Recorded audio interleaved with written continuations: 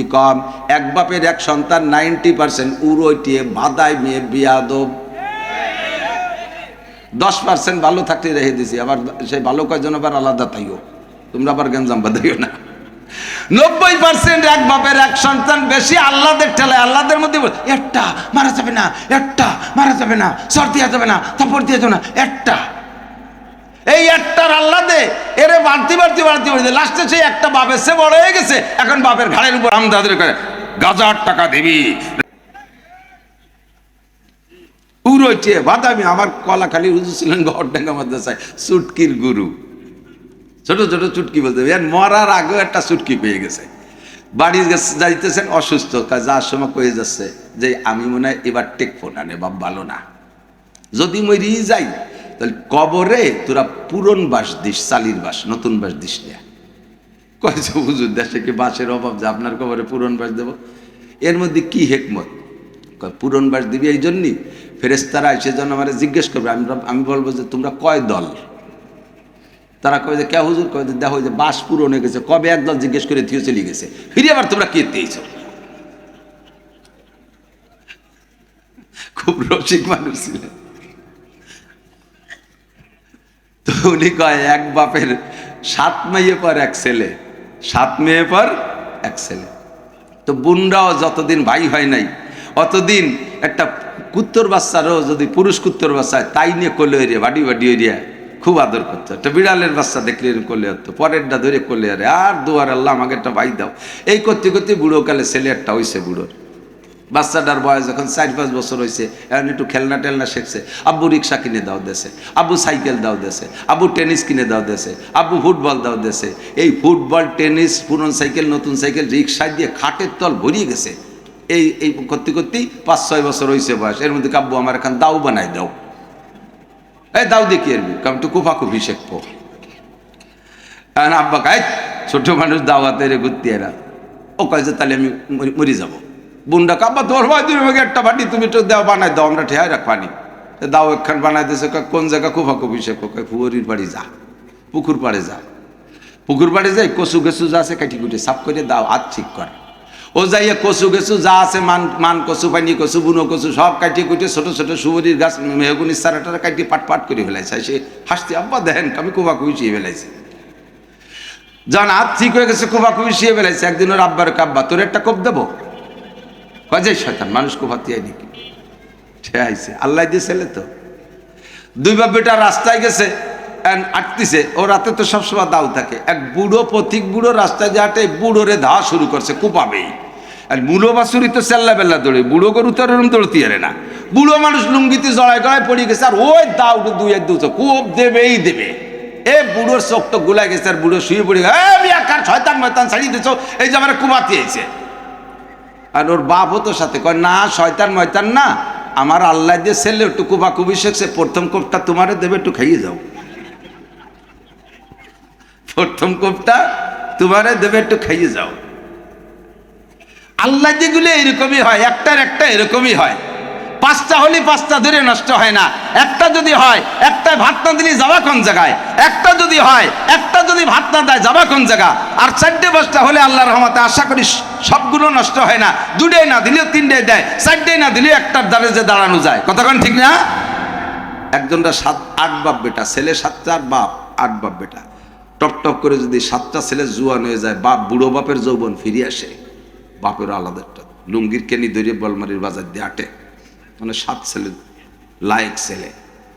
এই 7 বাপ বেটার ফাঁসে আলোয় সুখী সংসার, এক ছেলে সুখী সংসার। তো সুখী সংসার এলাকায় বাসায় সুখী 8 বাপ বেটা, বিগেত খানিক জায়গা নিয়ে ঠেলা ঠেলি লাগিয়ে গেছে তুমুল বাড়ি বাড়ি পিঠে পিটি। এই মারামারির মধ্যে মারি বেশি খাবে কারা? 8 বাপ বেটা মারি খাবে না? কারা খাবে? 2 বাপ বেটারে বাড় হইয়ে দুড়া সাপের মতো টানটানুরে শোয়াইতেছে, পুরো মারি ফেলে নাই। বাপ বুড়ো কালে বাপ লম্বা লম্বা নিঃশ্বাস ছাড়ে আর কাজ, আর যদি 2-4টে থাকতো তাহলে এরকম জোড়া বাড়ি খাতাম না। এই বসছো কোন সময়, যে সময় তোমার পার্সপাতি শেষ, ইঞ্জিন দিয়ে ভক ভক করে কালা দুবো বইবে, আর অসময় বুঝে কাজ হবে না। এই যুবকরা ওরা বুড়োরা ঠকছে, তোরা ঠকবি না। প্রোটেকশন দিবি। খাওয়ানেওয়ালা কে? বাঁচানোওয়ালা কে? আমার জানা মতে ভ্যান চালাইয়া, রিক্সা চালাইয়া করে পরের জমিতে ক্ষেত কামলা দিয়ে কিষেন দিয়ে 5-7টা ছেলে মেয়েকে গ্রাজুয়েট বানাইছে, ডাক্তার বানাইছে, বড় শিক্ষিত বানাইছে। আর 20 বিঘা জমির মালিক, একটা সন্তানের মালিক। বাপ মরতে যে দেরি, 5 বছরের মধ্যে জমি সব বেচে, এরপরে শ্বশুর বাড়ি সাউডির জমি বেচে, তারপরে নানি সাউডির বাপের বাড়ি যা পাবে তাও যাই কিনে বেঁচে এলেছে। এরপরে ভাই তারা দেশে আমি জিদ্দা যাব, আমি হাওয়া আলাইসাল্লামের ছেলে, হাওয়া আলাইসাল্লামের মা হয়, ওই জায়গা আমি মিরাজ পাবো। যা সুরা বেশি খাইয়ে গেছে সারা দুনিয়া ব্যাস, একটা বেশিরভাগ রুটি বা দাবিয়ে যায়। লা আ'বুদু মা তা'বুদুন ওয়ালা আনতুম আবিদুনা মা আ'বুদু ওয়ালা আনা আবিদুম মা আবাদতুম ولا أنتم عابدون ما أعبد لكم دينكم ولي دين. وقال محمد رسول الله صلى الله عليه وسلم من تشبه بقوم فهو منهم أو كما قال عليه الصلاة والسلام. سبحانك لا علم لنا إلا ما علمتنا إنك أنت العليم الحكيم. رب اشرح لي صدري ويسر لي أمري واحلل عقدة من لساني يفقه قولي. رب زدني علما. اللهم أرنا الحق حقا وارزقنا اتباعه وأرنا الباطل باطلا وارزقنا اجتنابه. সকলে বলি আমিন। মোহাব্বতের সাথে নবী পাক সাল্লাল্লাহু আলাইহি ওয়াসাল্লামের শানে অন্তর থেকে জবান খুলে একবার দুরূদ ইব্রাহিমি পড়ে নেই। আল্লাহুম্মা সাল্লি আলা মুহাম্মাদিন ওয়া আলা আলি মুহাম্মাদ কামা সাল্লাইতা আলা ইব্রাহিম ওয়া আলা আলি ইব্রাহিম ইন্নাকা হামিদুম মাজিদ. اللهم بارك على محمد وعلى آل محمد كما باركت على إبراهيم وعلى آل إبراهيم إنك حميد مجيد.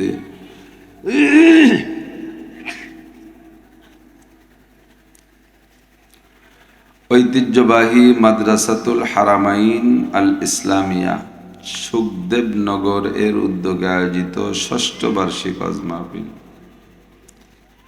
মাহফিলের সম্মানিত সভাপতি জনাব আলহাজ হজরত হাফেজ মৌলানা আব্দুল কুদ্দুস সুলতানি সাহেব হাফিজাহুল্লাহ।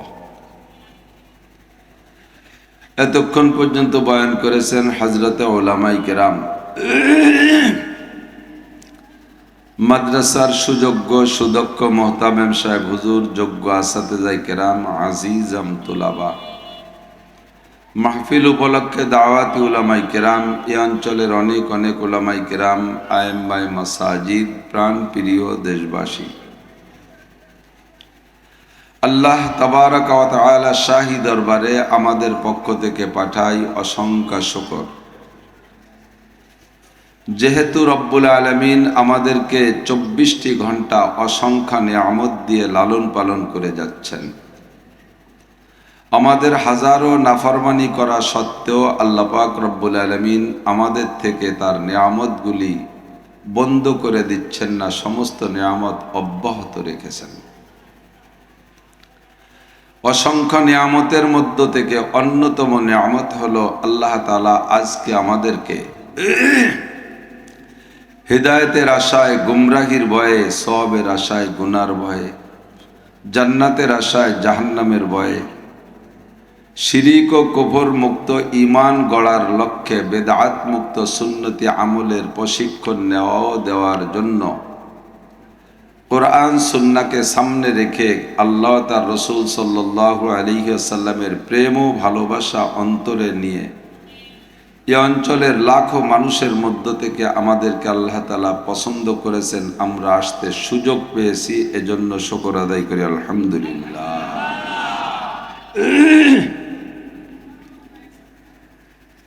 আমাদের ওয়াজ ও নসিহাতের মূলধন কোরআন ও হাদিস। কোরআন ও হাদিসকে সামনে রেখেই আমাদের আলোচনা।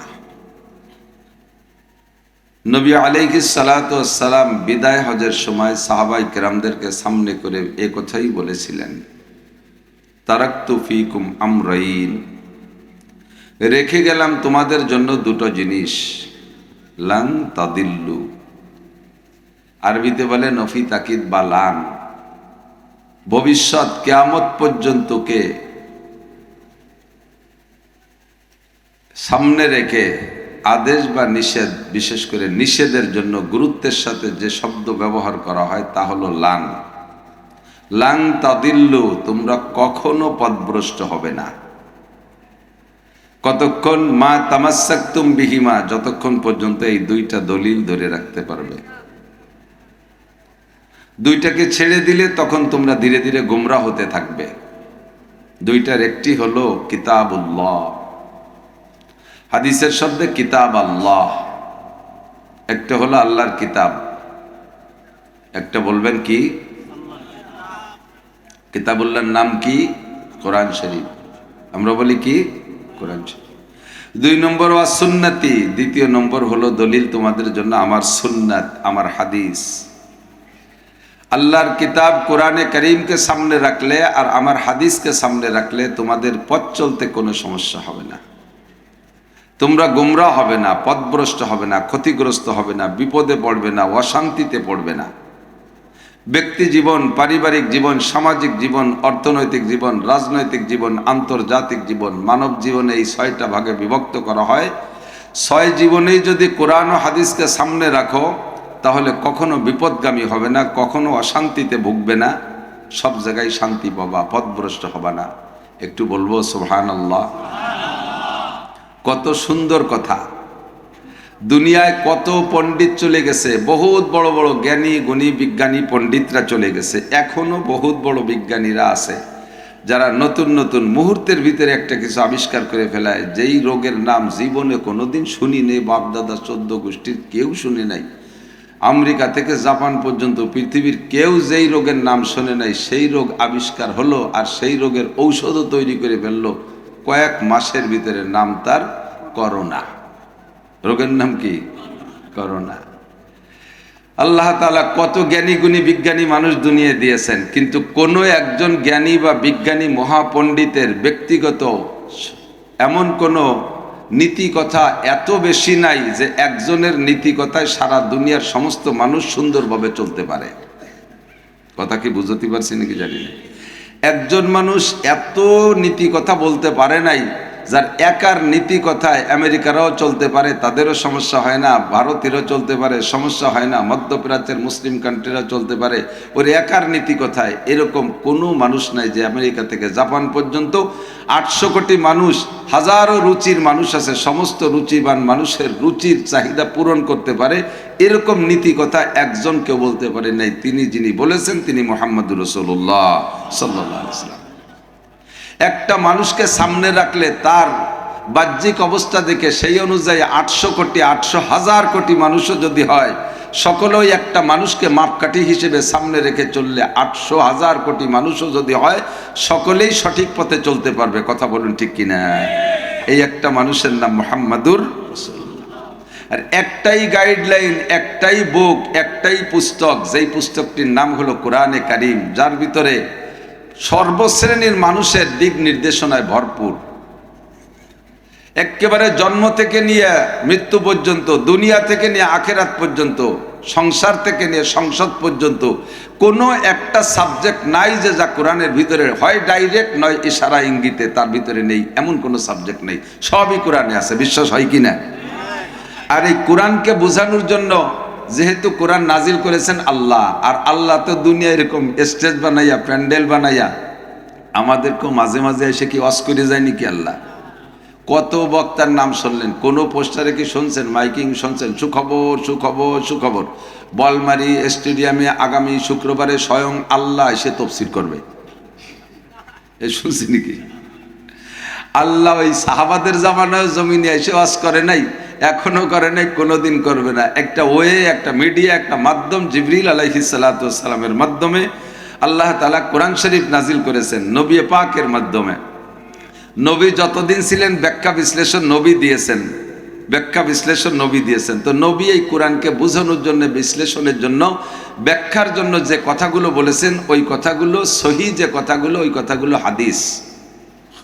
আর হুজুরের নিজের জবান থেকে যত কথা বের হয়েছে সব সহি। একটু ভুল ভেঙে দিয়ে যাই, তারপরে আলোচনার দিকে যাই। সহি আর জাল দুটি কথা আছে না হাদিসে? সহি আর জাল হাদিস, সহি হাদিস আর জাল হাদিস। আপনারা জীবন ভরে শোনেন। জাল মানে কি খেপলা জাল নাকি? নকল।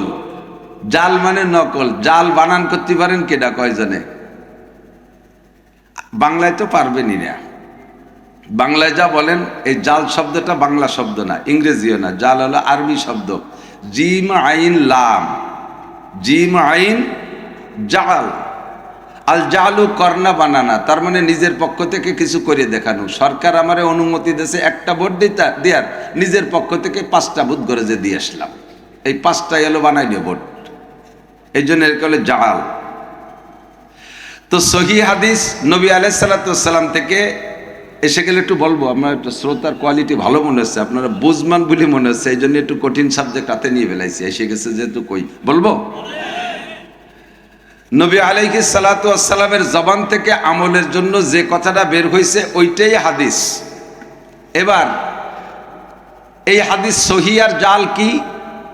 হুজুর আলাইহিস সালাতু ওয়াস সালাম যেমন সুন্দর সুন্দর নীতি কথা বলেছেন, এই হাদিসের ভিতরে মিক্সার সৃষ্টি করার জন্য, ভেজাল সৃষ্টি করার জন্য, ধর্মের ভিতরে ভেজাল সৃষ্টি করার জন্য বিশেষ করে মানে ইহুদি, এই ইহুদি পণ্ডিতরা সারা দুনিয়ায় ছড়ানো ছিটানো আগের থেকেই। ওরা তৌরাতের আলেম, ইসলামকে ওরা মানে না, আমার নবীকে মানে না, কোরআন মানে না, হাদিস মানে না। কিন্তু হাজার লক্ষ কোটি মানুষ যখন মেনে নেছে, কাজে এই মানুষকে ইসলামের মধ্যে বিভ্রান্ত সৃষ্টি করার জন্য আর ইসলামের ভিতরে মিক্সার তৈরি করে দেওয়ার জন্য, ধর্মকে বিকৃত করার জন্য ওদের পণ্ডিতরা আরবিতে অনেক সুন্দর সুন্দর কথা, যে কথাগুলো পাবলিকে শুনলে খাইতে বাধ্য, মনে হবে যেন এটাও মুহাম্মদুর রাসূলুল্লাহর কথা ছাড়া কোনো সাধারণ মানুষ কইতে পারে। যেমন একটা বলে দিই, আপনারা শুনলে আজীব হয়ে যাবেন। উলামায়ে কিরাম একসময় বলতো, মান আকরামা আলিমান ফাকান্নামা আকরামা 70 নবিয়্যা ওয়া মান আকরামা মুতাআল্লিমান ফাকান্নামা আকরামা 70 শাহীদা। যদি কোনো ব্যক্তি একজন আলেমকে সম্মান করে, সে যেন 70 জন নবীকে সম্মান করলো। ইদি সুবহানাল্লাহ, এলা জাল হাদিস কইছি তা সুবহানাল্লাহ।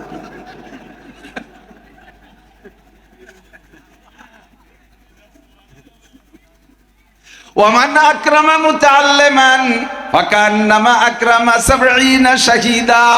যদি কেউ মাদ্রাসার একটা ছাত্রকে সম্মান স্নেহ করলো, ভালোবাসলো, সেজন্য 70 জন শহীদকে ভালোবাসলো। কত সুন্দর কথা! এ কথা বললে কে না মনে করবে যে এটা রসুলের কথা? এইভাবে জাল বানাইয়া কলা রাসূলুল্লাহ সাল্লাল্লাহু আলাইহি ওয়াসাল্লাম, শুরুতে কলা রাসূলুল্লাহ সাল্লাল্লাহু আলাইহি ওয়াসাল্লাম বলে দিছে, বাস হাদিস হয়ে গেছে। আল্লাহু আকবার। কলা রাসূলুল্লাহ সাল্লাল্লাহু আলাইহি ওয়াসাল্লাম, আন্নাসু কুল্লুহুম হালকা ইল্লাল আলিমুন ওয়াল আলিমুনা কুল্লুহুম হালকা ইল্লাল আমিলুন ওয়াল আমিলুনা কুল্লুহুম হালকা ইল্লাল মুখলিসুন ওয়াল মুখলিসুনা আলা খাতারিন আযীম। এটুকু নাউজুবিল্লাহ। কি সুন্দর একটা কথা। সব মানুষ ক্ষতির ভিতরে, শুধু আলেমরা ভালো। শুধু এই কথাটা ভালো একজন আলেম বানাইছে, কথাটা বড় সুন্দর বানাইছে একজন আলেম। তবে এই কথাটা যদি শুরুতে বলি ক্বালা রাসূলুল্লাহ সাল্লাল্লাহু আলাইহি ওয়াসাল্লাম, তখন কথাটা পরিত্যক্ত, গ্রহণযোগ্য না, রাখে না, ফালতু। আর যদি বলি যে না কোনো একজন বুজুর্গ বলেছে, তাহলে কথাটা সত্যি খুব জরুরি, খুব সুন্দর। কথাটা কি? সারা দুনিয়ার সমস্ত মানুষ ক্ষতির মধ্যে, শুধুমাত্র আলেমরা ভালো আছে। সব মানুষ ক্ষতির মধ্যে, সব মানুষ গুমরাহ হয়ে গেছে, সব মানুষ নষ্ট হয়ে গেছে, শুধুমাত্র আলেমরা ভালো আছে। এবার লোকটা খুঁজে আলেমদেরকে ভালো বলার পর এবার আলেমদের ভিতরে তদন্ত লাগাইলেন, খুঁজে দেখে বাংলাদেশে 3 মৌলবীর 13 দল। সুবহানাল্লাহ। 3 মৌলবীর 13 দল। নগদে আওয়ামী লীগ সরকারের পতনের পরে, যখন আওয়ামী লীগ একেবারে বর্তমানে নিস্তেজ হয়ে গেছে, আসন্ন জাতীয় সংসদ নির্বাচন সামনে, আমার জানা মতে লক্ষ লক্ষ আওয়ামী লীগের সদস্য সিদ্ধান্ত নিয়ে ফেলাইছিল, এতদিন সুযোগ পাইনি, আওয়ামী লীগরে ভালোবাসি, সামনে রাখছি, এবার যেহেতু আওয়ামী লীগ নির্বাচনে আসতে পারবে না, আমি নিয়ত করছি এবার হুজুরকে ভোট দেব। যদি হুজুররা সব এক জায়গা আসে, কিন্তু ডেলি ডেলি ফেসবুক আর ইউটিউব আর সংবাদ দেখে যে 3 মৌলবীর 13 দল, কোন হুজুরে ভোট দেব? নাসির হুজুর বয়ান করে যায়, শুনতে ভালো লাগে, মনে চায় হুজুর কোন দলে, ওই দলে ভোট দেব। একটু পরে এবার আর এক হুজুর এসে ভাষণ দিয়ে যায়, সেই হুজুরিটা তাইসে ভালো লাগে। এবার দ্বিধাদ্বন্দ্বের মধ্যে পড়ে গেলাম, ও আল্লাহ, 2 হুজুরির মধ্যে 2 দল। কিছুদিন পর্যন্ত এই লোকটা যিনি বললেন সব মানুষ খারাপ, শুধু আলেমরা ভালো, আলেমদের মধ্যে তদন্ত লাগাইয়া ঘুরে ফিরে এসে কয় না ওয়াল আলিমুনা কুল্লুহুম হালকা, সব আলেম ক্ষতিগ্রস্ত, ইল্লাল আবিলুন, শুধু আলেমদের মধ্যে যারা আমল করে তারা ভালো। সব আলেম তো আমল করে না, যে আলেমরা আমল করে ওই আলেমরা ভালো। কিছুদিন পরে আমল করনেওয়ালা মৌলবীকে ভিতর দিয়ে ঘুরে ফিরে কয় আরে ধর ওয়াল আমিলুনা কুল্লুহুম হালকা, আমল করনেওয়ালা সব হালকা হয়ে গেছে, ক্ষতিগ্রস্ত। ইল্লাল মুখলিসুন, আমল করনেওয়ালাদের ভিতরে যারা মুখলেস, যারা ইখলাসের সাথে আমল করে তারা খালি ভালো। এবার খুঁজে খুঁজে দেয় মুখলেস কেডা, কতগুলো মুখলেস খুঁজে দেয়, তারপরে কয় না ওয়াল মুখলিসুন আলা খাতারিন আযীম। এই মুখলেসটা সবচাইতে বড় বিপদে। যাকে ভাবছিলাম সবচেয়ে ভালো, এরা সবচেয়ে বড় বিপদে। কথাটা এমনি যদি কোনো আমার পক্ষ থেকে বলি, কোনো আলেমের পক্ষ থেকে বলা হয়, তাহলে কথাটা সহি, বাস্তবতাই দেখতেছি। কিন্তু শুরুতে ক্বালা রাসূলুল্লাহ সাল্লাল্লাহু আলাইহি ওয়াসাল্লাম যদি লাগাইয়া দেই, তখন এটা হাদিসের নাম নিয়ে জালে পরিণত হইয়া যায়। এ হলো জাল আর সহি। একটু কি বোঝা গেছে? 2 নম্বর হলো শক্তিশালী আর জয়ীফ, আরবিতে বলে জয়ীফ আর কবি। এর পার্থক্যটা একটু বুঝে নেন। শক্তিশালী মানে নবী আলাইহিস সালাম বলছেন কথা, ওই হাদিসটা যাদের মাধ্যমে আমাদের কাছ পর্যন্ত আসছে, প্রত্যেকটা টিম, একে বলা হয় সনদ, মিডিয়া, মাধ্যম। এই মাধ্যমগুলো যদি ভালো ব্রেনই হয়, হক্কানি আলেম হয়, জাহিন হয়, মুত্তাকিন হয়, পরহেজগার হয়, সিটার না হয়, বাটপার না হয়, দুকাবাজ না হয়, তাহলে এই হাদিসগুলো খুব শক্তিশালী, একে বলা হলো কবি, মুত্তাসিল। আর যেই হাদিসটা সরাসরি হুজুরই বলেছেন, কিন্তু বর্ণনাকারী যাদের মাধ্যমে আছে তারা একটু দুর্বল, ব্যক্তি দুর্বল, হুজুরের কথা দুর্বল না, এই হাদিসকে বলা হয় জয়ীফ। যেমন একটা কথা শোনেন, যুবকরা খেয়াল করবা, শোনা, সব কথা সব দিনে আসে না, যে কথা এসে যায় কোন দিনের কোন কথার ভিতরে তোমার জীবনের একটা ভুল ভেঙে যাবে। কারণ এই আহলে হাদিসটা বহুত ফেতনা মাসাচ্ছে যে দেশ বইয়ে, এদের সাথে মোকাবেলা করা ভারী কঠিন। ওরা আড়ালে আড়ালে জম্মের পারে, আমাকে মতো হুজুরকে কাছে আসে না। যত স্কুল কলেজ বিশ্ববিদ্যালয়ের স্টুডেন্ট এদেরকে ভক্ত বানায় ফেলতেছে, কারণ তারা আরবি জানে না। ওরা এসে এমন সুন্দর করে বলে, বগল ভরে বুখারী শরীফ নিয়ে আসে, কথায় কথায় টাইম দিয়ে বুখারী বেরোয় দেয়। কি তোর বগলে এত গেছেন কি? কয় বুখারী শরীফ। কয় খান? 60 খান। 60 খান বুখারী কইস কি? আমাকে নাসির সাহেব যে কয়ে গেল যে 2 খান বুখারীর গায়ে 12 কেজি ওজন। 2 খেন বুখারির গায়ে 12 কেজি ওজন, তোর বগলে 60 খেন। বগল কত বড় তোর? বগল কি উসমানের বগল কি? 6 পাতায় দিয়ে বুখারি বানাইছে। ফস করে টাইম দিয়ে বাইরে বগলের তো বুখারি, বুখারি বাইরে না বগলের লোম টেনে ছেড়ে তো আল্লাহ জানে, বুখারি বের করে দেয়। এদের সাথে তর্ক করে পারা ভারী কঠিন, সাধারণ পারবেন না। একটু মনে রাখেন, যে আমলগুলো আপনারা করেন জয়ীফ হাদিসের পর আমল করেন, সমস্ত মুহাদ্দিসিনে কিরাম অনুমতি দিয়েছে জয়ীফ হাদিসের পর আমল করা জায়েজ। আর ওরাই জয়ীফ কইয়া আমাদেরকে একেবারে ত্যাগ করে দেয়, আমাকে মোটামুটি মাটির সাথে মিশিয়ে দেয়। সবে বরাত হাদিসই নাই, এডা হাদিসই নাই, উডা হাদিসই নাই, উরা জায়গা খালি তাই হাদিসই আছে। খেয়াল করেন তাহলে জয়ীফ কি? বর্ণনাকারীর দুর্বলতার কারণে হাদিসটা জয়ীফ। মূলত হাদিসটা আল্লাহ রসুলের কথা, এর ভিতরে কোনো দুর্বলতা নাই। একটু উদাহরণ দিলেই বুঝবেন। একজনের পাঠানো হয়েছে, না ভুল বলছি, এখানে আপনারা বসে আছেন, চলমান যারা আছেন, একজন আইসা রাস্তাতে এই জায়গায় এসে এক ভ্যান চালানোওয়ালা বলতেছে যে আজকে আপনারা সব এই জায়গা এই বাইকির চৌরাস্তায় ডক্টর ইউনুস সাহেব ভাষণ দিয়ে গেছে। কইছে কিটা? এক ভ্যান চালাইয়া তারে ধমক দেওয়া, ডক্টর ইউনুস এখানে আসতে গেছে। ও তো ভ্যান চালায়, ওর কথার কি ভ্যালু আছে? দেশেন তাড়াইয়ে। একটু পরে একজন জড়ি কুদা লাতে আইসে, সে কয় যে আপনারা জান নাই ও জায়গা। কোন জায়গা যাবো? কয় যে ডক্টর ইউনুস ওই জায়গা রোড মিছিল করে মিটিং করে গেল। আরে বাদ দে। কিন্তু এই বাদ দে যে এবার কইছেন, আগের বারে সেটা আসতে হয়ে গেছে কথা, কারণ একই কথা দ্বিতীয় আর একজনে কইল। এর মধ্যে এক ম্যাথর সুইপার, সে কুদাল একখান গাড়ে কেরোসিনি টবের টাতে, ও এসে কয় এই যে এই মাত্র চলে গেল। কিরা গেল? কয় ডক্টর ইউনুস চলে গেল। এবার আপনি কি করবেন? কই যে এরকম হঠাৎ করে আসলো। এরপরে আপনি বাইকের চৌরাস্তায় আপনার পরিচিত দোকানে ফোন দিয়েছেন, এই যে যে 3 জনে কয়ে গেল সত্যি কি ডক্টর ইউনুস আসছিল? হয় এই পাশে যাবে, গোপালগঞ্জ খুলনা যাবে, যার পথে এই জায়গা দাঁড়াই গেছে। তাহলে 3 জন দুর্বল মানুষে খবরটা কইছে, এর কারণে খবরটা হলো জয়ীফ। ভ্যান চালাইনি, রিক্সা চালাইনি, কোদাল কোপাইনি, সুইপার মেথড। কিন্তু এই 3 জনে বলছে কি বলে কি ডাক্তার ইউনুসের আশা হয় নাই? উনি তো ওখানে আসছিলেন, মিটিং করছেন, খবরটা কইছে 3 জয়ীফ, তাই বলে কি উনি আসার পরও কি আশা হয়নি?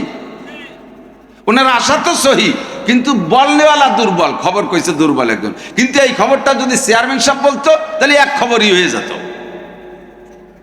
চেয়ারম্যান বললেন শক্তিশালী হতো, ভ্যান চালানি আর কোদাল কোপাইনি কইছে বলে জয়ীফ। এই হলো জয়ীফ আর শক্তিশালী পার্থক্য, একটু বোঝা গেছে? তো নবী আলাইহিস সালাতু ওয়াস সালাম হাদিস কুরআনকে বোঝানোর জন্য যে কথাগুলো বর্ণনা দিয়েছেন, সেই কথাগুলোর নাম হলো সহিহ।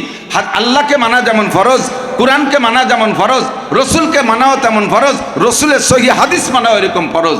আল্লাহকে অস্বীকার করলে যেমন কাফের হয়, কুরআনকে অস্বীকার করলে কাফের হয়, নবীকে অস্বীকার করলেও কাফের হয়, নবীকে না মানলেও কাফের হয়, নবীর সহিহ হাদিসগুলোকে না মানলেও সে কাফের হয়ে যায়। আল্লাহ রসুল সাল্লাল্লাহু আলাইহি ওয়াসাল্লাম থেকে যত সহিহ হাদিস আর সুন্নাত আমাদের মাঝে এসেছে, এইগুলো আমাদের আমল করা জরুরি। বলকে এর পিছনে আল্লাহ পাকের হুকুম আছে, মা তাকুমুর রাসূলু ফাখুযুহু ওয়া মা নাহাকুম আনহু ফান্তাহু। আমার নবী তোমাদেরকে যা আমল করতে বলে ওইটা করো, যেটা ছাড়তে বলে সেইটা ছাড়ো। এই দৃষ্টিকোণ থেকে নবী পাকের সমস্ত হাদিসকে আমল করো ফরজের পর্যায়ে পড়ে যায়, কমপক্ষে ওয়াজিবের পর্যায়ে পড়ে যায়। যদি মুনকারে হাদিস, যদি কেউ হাদিসকে ইনকার করে, মুনকারে সুন্নাত, যদি কেউ সুন্নাতকে ইনকার করে আর অস্বীকার করে আর উপহাস করে, ঠাট্টা করে আর ব্যঙ্গ করে আর উপহাস করে, তাহলে ওই লোকটা কাফের হয়ে যায়। আর যদি কেউ সুন্নতকে ব্যঙ্গ করে না, মোহাব্বত করে, কিন্তু নফসের তাড়নায় শয়তানের ধোঁকায় পড়ে আমল করতে পারে না, কিন্তু সুন্নতকে সুন্নত বলে স্বীকার করে, বিশ্বাস করে, ওই লোকটা কাফের হবে না, আমলকে ছেড়ে দেওয়ার কারণে ফাসেক হবে, কবিরা গুনাহগার। দাড়ি আপনি রাখেন নাই, দাড়িওয়ালাকে যদি ঠাট্টা করেন, একজন দাড়িওয়ালারে দেখেন এই দিনে তো দাড়ি বড় বিপদ হয়ে গেছে। যুবক ছেলে দাড়ি রাখছে, 25 বছরে ছেলে, বিশ্ববিদ্যালয়ে পড়ে, তার বাপের বয়স 56 বছর, বাপ এখনো দাড়ি রাখি নাই। বাপ ছেলেরে কয় তোর কি দাড়ি রাখার বয়স হয়েছে? মাতে ছেলেরে দিয়ে কয় তোর বাপ আজ সাবালে গেল না, তুই বুড়ো হয়ে গেলি কেন? ওর বাপের দাড়ি জ্বালাইনি বলে সাবালে। 25 বছরের যুবক যদি দাড়ি রাইখে ফেলে, বৌতিও ঠাট্টা করে, কয় তোমারে আমার বর চাচার মতো দেয়া যাচ্ছে। কলেজের ছেলে যদি দাড়ি রাখে, দাড়ি না রাখে ওলারা তারে ঠাট্টা করে। কতক্ষণ কলেজের কোনো ছেলে যদি দাড়ি রেখে ফেলে, তারে কি করে ঠাট্টা করে? আমি যা জানি তারে কয় স্যাক খাইছো নাকি? বুড়োরা স্যাক বোঝেন নাকি জানি না, প্রেম করে ফেল করার নাম হলো স্যাক্কা। আর প্রেম করে ফেল করলে দাড়ি রাখা সুন্নাত, ওই দাড়ির নাম হলো স্যাক সুন্নাত। দাড়ি রাখলে তার নাম স্যাক্কা দাড়ি, দাড়ি রাখলে ঠাট্টা করে, উপহাস করে। আল্লাহ পাক বলেন ফাত্তাখাযতুমুহুম সিকরিয়ান হাত্তা আনসাকুম যিকরি ওয়া কুনতুম মিনহুম তাদহাকুন। সুন্নতের আমল করনেওয়ালাকে দেখে ঠাট্টা করো, ব্যঙ্গ করো, অট্ট হাসি দাও। টুপি বললে ঠাট্টা করো, পাগড়ি বললে কলেজের ছেলে তারে ঠাট্টা করো। যুব সমাজ যদি মাহফিলের ইন্তজাম করে তাদেরকে ঠাট্টা করো, ও তোরাও হুজুর হয়ে গেছে না, আগে আমলিক করতে ঠকে গেছিল, ঠকেছে এনে ফিট বাঁচানোর জন্য এনে মাহফিল করে বেড়াচ্ছ, এই কয়। এরকম বললে ঈমান নষ্ট হয়ে যায়। আমল করতে পারি না পারি, সুন্নতকে সমর্থন করি, কথা বলেন। কমপক্ষে কবিরা গুনাহ যদি হয় তবু ঈমানটা ঠিক থাকবে। আল্লাহর নবী বলেন আখলিস দীনাকা ইয়াকফিকাল আমালুল কালিল। তোমার ঈমানকে খাঁটি করো, ঈমানকে পিওর করো, ঈমানকে পাহারাদারি করো, ঈমানের ব্যাপারে সতর্ক থাকো, অ্যালার্ট থাকো, হুঁশ থাকো। বান্দা যদি ঈমানের ভিতরে কোনো পিছিল খেয়ে না যাও, ঈমানের ব্যাপারে যদি মার খেয়ে যাও, সারা দুনিয়ার সমস্ত আমলের দ্বারা 1 সেকেন্ডের জন্য জান্নাতে যাইতে পারবা না। এই জন্য ঈমানকে পাহারাদারি করো। ছোট্ট একটা কথায় ঈমান কিন্তু বেরোয় চলে যায়, ঈমান নষ্ট হয়ে যায়। ছোট্ট একটা কথায় যত আমল করেন ঈমানের বস্তার মধ্যে থাকে না। একটু উদাহরণ দিলে বুঝতে সহজ হবে। ওই যে পোলাপান দেখেন বাজারে থেকে বেলুন কিনে ফুল হয়ে ঘুরে বেড়াচ্ছে, বেলুন কিনছে না, একটা বেলুন, চিমটি একটা বেলুন, ওই অবস্থায় তো আর মনের মধ্যে কোনো আনন্দ নেই। ওরা ফুল হইয়া টেমা বানাতে পারলি পারে, শেষে পোলাপানে ফুর্তি করে। তো বেলুনের একটা ধারণ ক্ষমতা আছে, একটু হাওয়া সে সহ্য করতে পারে।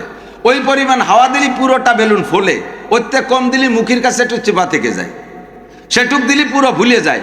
এবার সম্পূর্ণ ফুলে গেছে বেলুনটা, এই বেলুনটাকে সম্পূর্ণ ফুলে রাখতে, ওর ভিতরে সম্পূর্ণ হাওয়া ধরে রাখতে সারা গা ভালো থাকতে হবে না? কতক্ষণ সারা গা ভালো থাকতে হবে। তো যদি ওই বেলুনের সারা গা ভালো থাকে, হাওয়াটুক থাকবে, কিন্তু এক কোনায় যদি সুই দিয়ে অল্প একটু ফুটোই দেন, তাহলে কি ওই জটটুক ফুটো করছেন, হাওয়া কি অটটুক বেরোবে? অটটুকই তো বেরোবে। সারা গা ভালো রয়েছে আর সব জায়গায় হাওয়া থাক, সারা গা ভালো আছে তাহলে সব জায়গায় হাওয়া থাক, একটু সুই রাখার মতো ফুটো হচ্ছে, ওই জায়গায় হুস করে একটু বার হয়ে বাকিটা থামিয়ে যাবে, তাকি যায়? ওই জায়গাতে হুস করে সব বার হয়ে চলে যায়, যায় কি যায় না? আপনার ঈমানের বস্তাকে আপনি সুন্দর করে বানাইছেন, নামাজ দে, রোজা দে, হজ দে, যাকাত দে, কুরবানি দে, তাসবিহ দে, তাহলিল দে, জিকির দে, ফিকির দে, তিলাওয়াত দে, মসজিদ দে, মাদ্রাসা দে, মাহফিল দে, ইজতেমা দে, সরমুনাই দে, তাবলীগ দে, ভরে ফেলাইছেন বস্তা, কিন্তু এক কোণায় ছোট্ট করে একটা ফুটো করে দিয়েছেন। এই জামানায় এই আয়াতটা এটা সম্ভব না। কি সম্ভব না? কয় যে এই যে পর্দার কথা বলে, একই ফ্যামিলিতে থাকিয়া ভাবির সাথে ছোট ভাইরা একটু দেখা করতে পারবে না, এটা যেন একটু কেমন কেমন লাগে। বলার সাথে সাথে হুশ করে সব হইতে বাড়াই চলে গেছে। একদিন যা ঢুয়েছিলেন বেলুনের মধ্যে সব বেরোয় চলে গেছে। একটু দুর্গা পূজায় গেছি তাতে কি হবে? কয় না এবার হুজুররাও দুর্গা পূজা করছে, আলহামদুলিল্লাহ। কি বিল্লাহ, কি বিল্লাহ, নাউজুবিল্লাহ। দেখলাম কয় কি যে এবার আমি আপনাদের সাথে দুর্গা পূজায় অংশগ্রহণ করতে পেরে আল্লাহর শুকর আদায় করি, আলহামদুলিল্লাহ, আস্তাগফিরুল্লাহ। যদি কোনো জায়গা গোটা 10 ভোটার এক জায়গা বসে মদ খায়, আর ওই জায়গা যদি খবর পাই যে ওখানে 10টা ভোট আছে, ওই জায়গা যে ভোট চাইলে যদি আপনি এক গ্লাস খাইলে ভোট দেবো, তাহলে না খাইয়ে কলে যে আলহামদুলিল্লাহ আপনাদের সাথে জীবনের প্রথম নিয়ামত খেতে পারলাম। ঈমান যাবে না থাকবে? থাকবে না যাবে? জোরে কান, থাকবে না যাবে? আস্তাগফিরুল্লাহ। কোন হারামের শুরুতে বিসমিল্লাহ, কোন হারামের শেষে আলহামদুলিল্লাহ বললে একেবারে নগদে কাফের হয়ে যাবে। আপনার ব্লাডার পুরোটা সব জায়গা ঠিক থাকলে এক জায়গা ফুটো দিয়ে বাতাস বেরোয় চলে যাবে, কিচ্ছু থাকবে না, কিছু থাকবে না। কোন হারামের শুরুতে বিসমিল্লাহ নাই, হারামের শেষে আলহামদুলিল্লাহ নাই। কথা বলেন। বস্তা ভরে ঘুষ খাইয়ে টাকা নিয়ে এসে আব্বার কাছে দাও, আব্বা আলহামদুলিল্লাহ আজকে মুসাফায় এত পাইছি। পিসাবরা মুসাফা করে পকেটে টাকা পায়, আমার ভাইরা মুসাফা করে টাকা পায়। মুসাফা, ঘুষির মুসাফা, ঘুষ ঘুষ ঘুষ। বস্তা ভরে টাকা নিয়ে এসে আব্বার কাছে আলহামদুলিল্লাহ বলে শুকর করা। আমাকে ইউনিয়নে একবার মুরগি চুরি হলো, ধুমসা চুরি, 1টা 2টা 5টা যার যা আছে নেছে। আমার বাড়ির দেশি মুরগি সবসময় খুব বেশি। আমার বাড়ি আছে 100 মুরগি, 3 রাতে 100 মুরগি নিয়ে গেছে। এত কষ্ট পালাম। পরে সারা ইউনিয়ন চুরি হওয়ার পরে যখন আমার বাড়িতে নেছে, 2-1 দিন পরে চোর ধরা পড়ছে। চোররে সবাই ধরে পিটাইছে, কায়দারে পিটে টেটে। আমি চোর দেখতে গেছি। আমি বললাম যে তুই আমার বাড়ির মুরগি কয়টা নিলি কে? কয় হুজুর ওই বাড়ি যে আপনার বাড়ি তা তো আমি জানি না। তা নিলি কিছু থুইয়ে নিতি, অত নিলি? কয় যে হুজুর 50টা মুরগি কুড়াইতে ধরেন 10 বাড়ি 20 বাড়ি আমার যা লাগে, আর ঘরের দরজা খুলে দেখি যে শোয়ায়। তা নিলি কিভাবে? কয় যে নিচি বস্তা বইয়া। তো মরে যাইনি না? কয় যে না মরে নেই। তো এত মুরগি নিয়ে কি এরিস? কয় যে আমি পোলট্রি খাতে পারি না, তো ওই জন্য দেশি মুরগি ছাড়া খাতে পারি না, তাই একটু এক ব্যবস্থা করি। তো এত মুরগি মরে যায় না? কয় না, ওই মরে গেলে তো হারাম হয়ে যায়, চুরির দিয়ে হারাম হয় না, মরে গেলে তো হারাম হয়ে যায়। এই জন্য বিলির মধ্যে নিয়ে আমি বিসমিল্লাহ আল্লাহু আকবার করে সব জবাই দিয়ে নেই। তো সুরা মুরগি বিসমিল্লাহ আল্লাহু আকবার করলে কি হালাল হয়? কতক্ষণ হয়? বরঞ্চ ঈমান নষ্ট হয়ে যায়। হারাম রে তুমি বিসমিল্লাহ আল্লাহু আকবার হালাল করতে চাও। সুদের টাকা দিয়ে চাউল কিনে সেই চাউলের ভাত খাওয়ার সময় বিসমিল্লাহ করলে ঈমান নষ্ট হয়ে যায়। নতুন পোশাক বানাইয়া ব্যবহার করার একটা দোয়া আছে। নতুন পোশাক বানাইয়া আলহামদুলিল্লাহিল্লাযী কাসানি মা ওয়ারিয়া বিহি সাওয়াতি ওয়া আতাজাম্মালু ফি হায়াতি। এই দোয়া নতুন পোশাক পরার সময় পরে পোশাক পরিধান করে এই দোয়া পড়া সুন্নাত। কিন্তু সুদ খাওয়া টাকা দিয়ে পোশাক বানাইয়া, ঘুষ খাওয়ার টাকা দিয়ে পোশাক বানাইয়া, চুরি করার টাকা দিয়ে পোশাক বানাইয়া, ডাকাতি করার টাকা দিয়ে পোশাক বানাইয়া, টোন মারা টাকা, মন মারা টাকা, রাস্তা মারা টাকা, খাল মারা টাকা, ভিজিএফ কার্ড বেচে খাওয়া টাকা, পঙ্গু ভাতা করতে যে টাকা খাওয়া, এগুলো তো আমাকে দিক নাই। বয়স্ক ভাতা করতে যে টাকা খাওয়া মেম্বার আমাদের দেশে তো নাই। এই সমস্ত হারাম টাকা দিয়ে পোশাক বানাইয়া সেই পোশাক পরে এই দোয়া পড়লে ঈমান নষ্ট হইয়া যায়। আখলিস দীনাকা ইয়াকফিকাল আমালুল কলিল। তোমার ঈমানকে খাঁটি করো, অল্প আমলে নাজাতের জন্য যথেষ্ট হইবে। ঈমানের সাথে কোনো ভেজাল চলবে? বলেন চলবে? ঈমানের সাথে ভেজাল চলবে না, আমলের সাথে ভেজাল চলবে না। আল্লাহ কয় আমা উমিরু ইল্লা লিয়াবুদুল্লাহ মুখলিসিনা লাহুদ্দিন। তোমাকে হুকুম করা হয়েছে যে কোনো ইবাদত করবা, ঈমানটাকে যেমন ইখলাস করো আল্লাহর সাথে। আল্লাহ ছাড়া কাউকে মানি? জোরে বলেন মানি। আমাদের সৃষ্টিকর্তাকে, লালনকর্তাকে, পালনকর্তা আল্লাহ, খালেক আমার আল্লাহ, মালিক আমার আল্লাহ, রাজ্জাক আমার আল্লাহ, গফফার আমার আল্লাহ, সত্তার আমার আল্লাহ। কুলিল্লাহুম্মা মালিকাল মুলক। এ জগতের মালিক আমার আল্লাহ। তুতিল মুলকা মান তাশা।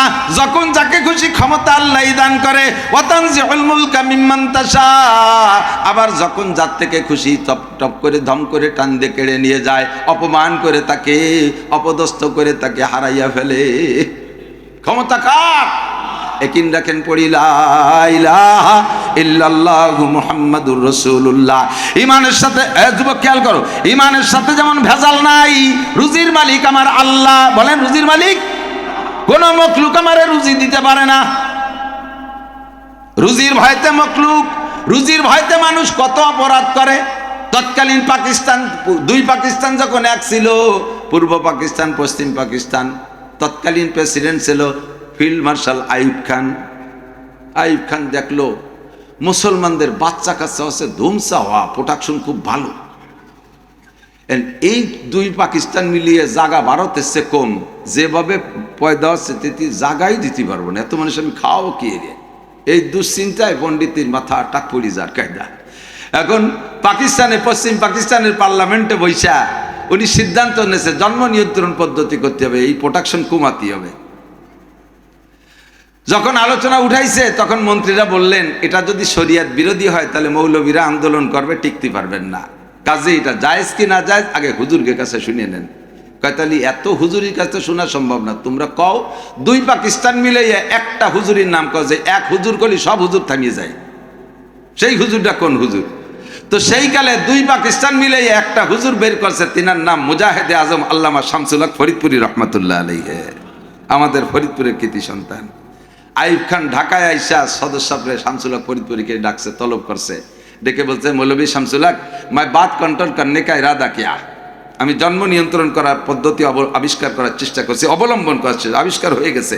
এখন আমাদের দুই পাকিস্তানের জনগণ বেড়ে যাচ্ছে খুব, এত মানুষে খাতি দেবো, ভর্তি দেবো, সুতি দেবো কোন জায়গায়, আটের মানুষ এত মানুষ বালিশ পাবে কোন জায়গায়, আইয়ুব খানের মাথায় সেই টাটা পড়ছে। কি করা যায়, এটা কি জায়েজ কি জায়েজ না? কয় কিভাবে আপনি করবেন? কয় ছেলে হোক মেয়ে হোক, একটা অথবা দেড়টা অথবা দুটিয়ে। দেড়টা মানে একটা চোখ হয়নি, একখান হাত হয়নি, পা হয়নি, এক পা 60 খুন কুড়া কুড়া হয়েছে, আর একটা পুরো হয়েছে, হলো দেড়টা। তো একটা দেড়টা অথবা দুটির বেশি নেব না। কয় তাতে কি হবে? কয় যে মানুষ কমে যাবে, আমার পরিচালনায় সহজ হবে।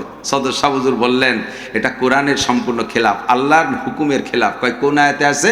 আল্লাহ পাক বলেছেন লা তাকতুলু আওলাদাকুম খাশিয়াতা ইমলাক, খাদ্যের ভয়ে, অভাবের ভয়ে তুমি সন্তান নষ্ট করো না, সন্তান হত্যা করো না।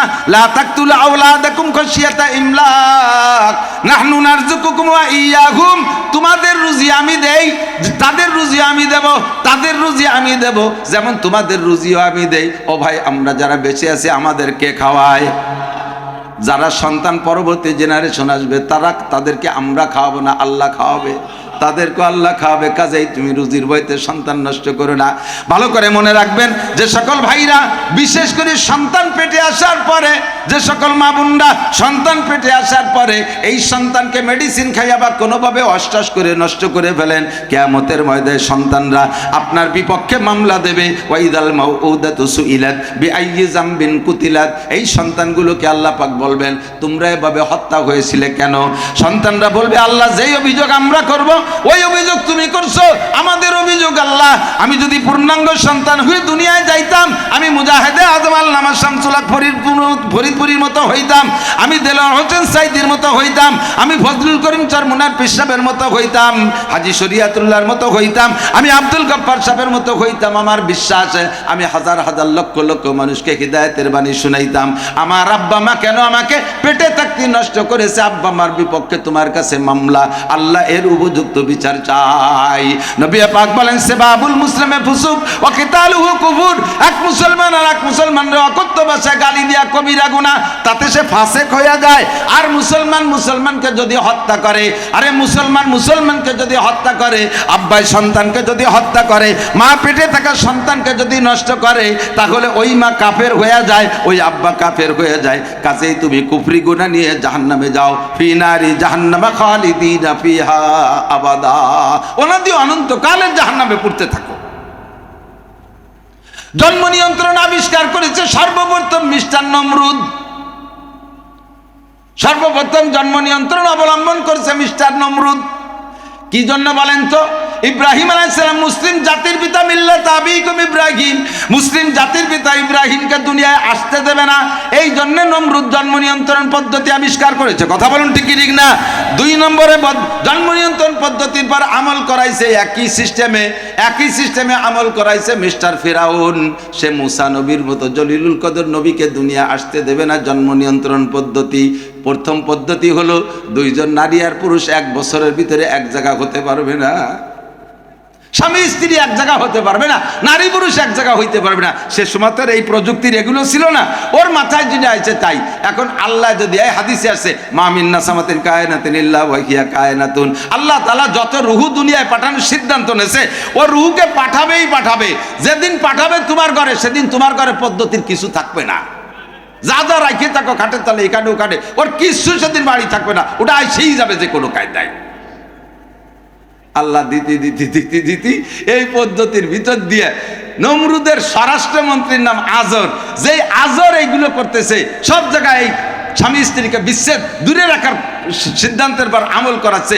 70 লক্ষ ছিল সেনাবাহিনী নমরুদের, সাথে গোয়েন্দা নিয়োগ দিয়েছে আর 70 লক্ষ। এই 70 আর 70 কত হয়? 1,40,00,000 মানুষ সারা দুনিয়া ছড়িয়ে গেছে। স্বামী স্ত্রী নারী আর পুরুষ এক জায়গা হতে দেবে না। আল্লাহ কয় যে তোর ঘরে দেব, সূরা তোর ঘরে দেব। সেই আজরের ঘরে ইব্রাহিমকে দিয়ে দিয়েছে। ফিরাউনের সময় মুসা আলাইহিস সালামকে আসতে দেবে না, ওই পদ্ধতি আমল। চট করে কিভাবে আইছে গেছে, মায়ের পেটে বাচ্চা ডেলিভারি হয়ে গেছে। আল্লাহ কয় ওটা অন্য কায়দায় করছি, কিন্তু শয়তান ওই বাচ্চাটারে তোরে দিয়ে পালাবো। সেই মুসারে গুড়িয়ে এনে ফিরাউনের বাড়ি 30 বছর। লাস্টে ফিরাউনের এক বাবরসির এক চড় দিয়ে মারি ফেলাই দিয়ে শেষে চলে গেছে মাদারে। যদি আল্লাহ পাঠায়, কেউ ঠেকানোর ক্ষমতা রাখে? রাখে না। তবে আপনি ওই সিদ্ধান্তে যাবেন না। আইয়ুব খান এবার সদর সাহেবরে বললে, সদর সাহেব ইত্যাদি দলিল দিয়ে যখন বুঝাইছে, আইয়ুব খান সদর সাহেবরে ধমক দিয়ে বলে, মৌলভী শামসুল হক আপ পহচান তোমায় কোন হো? হ্যাঁ মৌলভী শামসুল হক, কেন আমি কে বলেছি তোমাকে এই প্রস্তাব? তোমার কোরআন শরীফ একটা বলবে আর আমি আইয়ুব খান একটা বলছি, তুমি আমারটাকে খন্ডাইয়া তুমি কোরআনের দলিল দাও। আপ পহচান তো আমায় কোন হো? তুমি চেনো আমি কে? সদর সাহেব কয়, আপ কোন হো? আপ কাহিয়ে, আপনি কন, আপনি কে?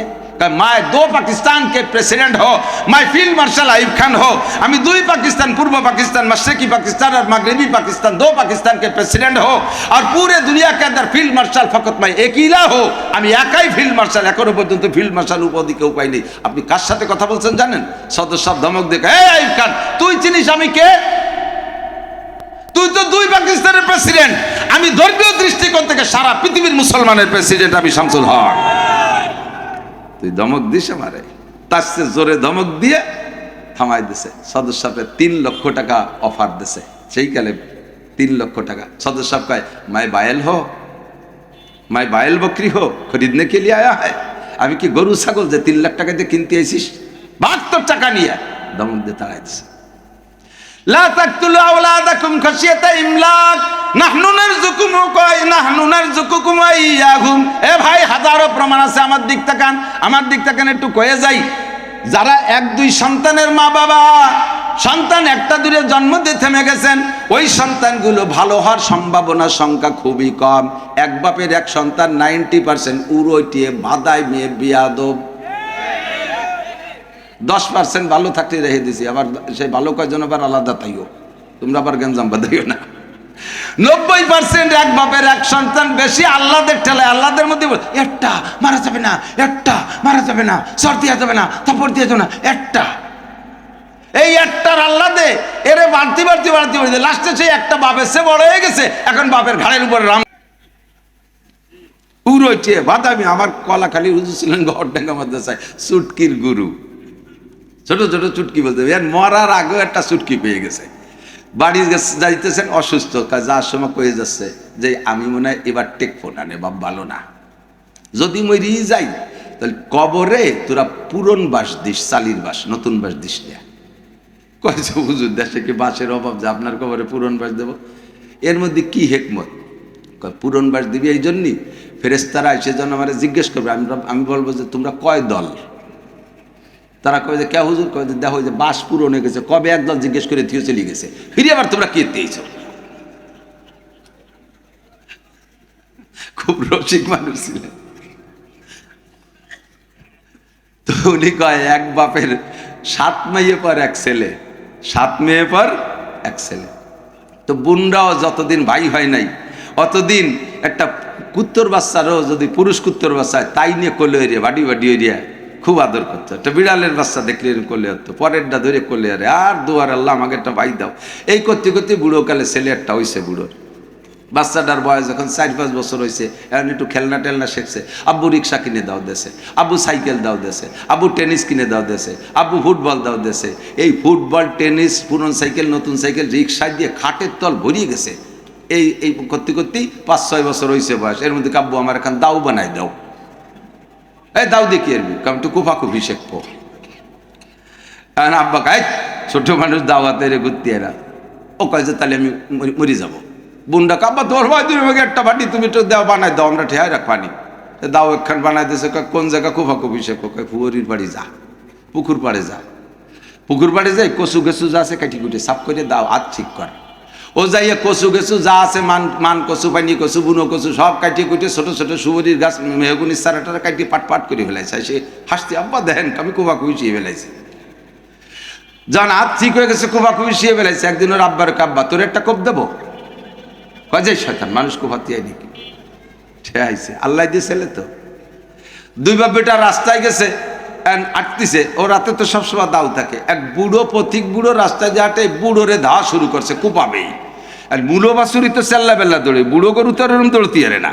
বুড়ো মানুষ লুঙ্গিতে জড়ায় গড়ায় পড়ে গেছে, আর ওই দাও 2-1 কোপ দেবেই দেবে।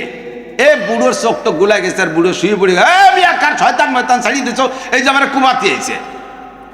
আর ওর বাপ হতো সাথে কয়, না শয়তান ময়তান না, আমার আল্লাহ দিয়ে ছেলে একটু কুবাকুবি শেখছে, প্রথম কোপটা তোমারে দেবে, একটু খাইয়ে যাও। প্রথম কোপটা তোমারে দেবে, একটু খাইয়ে যাও।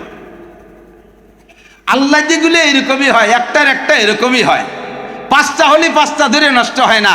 একটা যদি হয়, একটা ভাত না দিলে যাবা কোন জায়গায়? একটা যদি হয়, একটা যদি ভাত না দেয় যাবা কোন জায়গা? আর চারটে পাঁচটা হলে আল্লাহর রহমতে আশা করি সবগুলো নষ্ট হয় না। দুটাই না দিলেও তিনটাই দেয়, চারটাই না দিলেও একটার দ্বারে যে দাঁড়ানো যায়। কতক্ষণ ঠিক না? একজনটা 7-8 বাপ বেটা, ছেলে 7 বাপ 8 বাপ বেটা, টপ টপ করে যদি 7টা ছেলে জুয়ান হয়ে যায়, বাপ বুড়ো বাপের যৌবন ফিরে আসে, বাপেরও আলাদা একটা লুঙ্গির কেনি ধরে বলমারির বাজার দিয়ে আটে, মানে 7 ছেলে লায়ক ছেলে। এই 7 বাপ বেটার ফাঁসে আলোয় সুখী সংসার, এক ছেলে সুখী সংসার। তো সুখী সংসার লাগে বাসায় ওয়া সুখী 8 বাপ বেটা। বিঘেত খানিক জায়গা নিয়ে ঠেলা ঠেলি লাগিয়ে গেছে তুমুল বাড়িও বাড়ি পিঠে পিটি।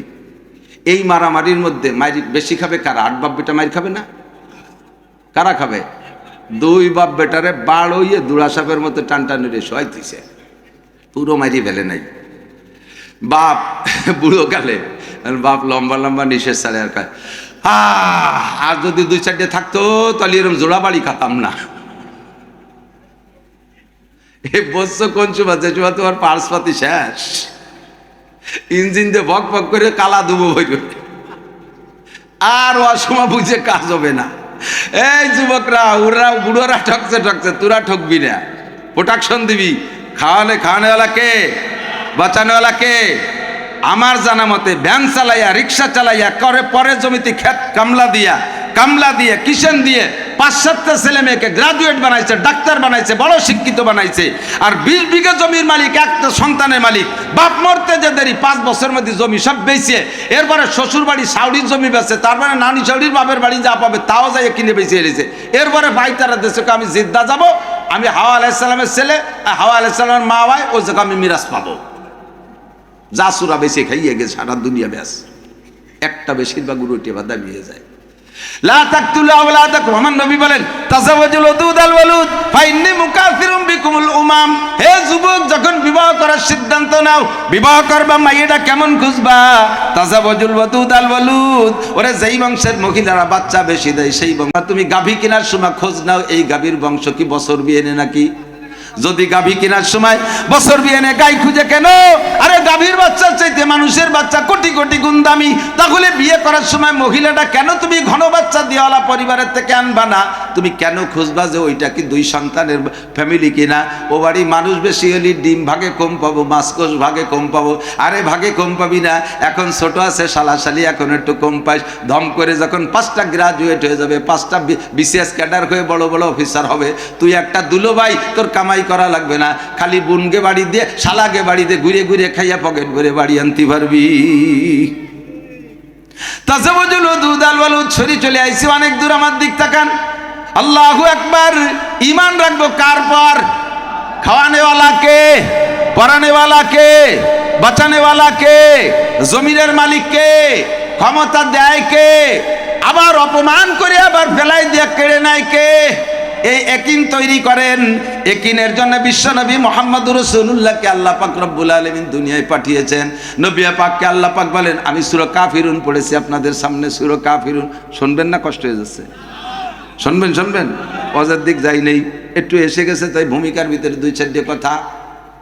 সূরা কাফিরুন পড়েছি, আর শুরুতে একটা কুল শব্দ আছে। 30 পারা কোরআন শরীফ ঘেটে দেখেন, ওর ভিতরে বহু কিছু আছে, তার ভিতরে কুল শব্দ আছে 332 বার। কুল কয়বার? 332 বার কুল আছে। কুল মানে নারকেলি কুল, আর এই বোম্বাই কুল না। কি বুঝতেছে তা আল্লাহ জানে।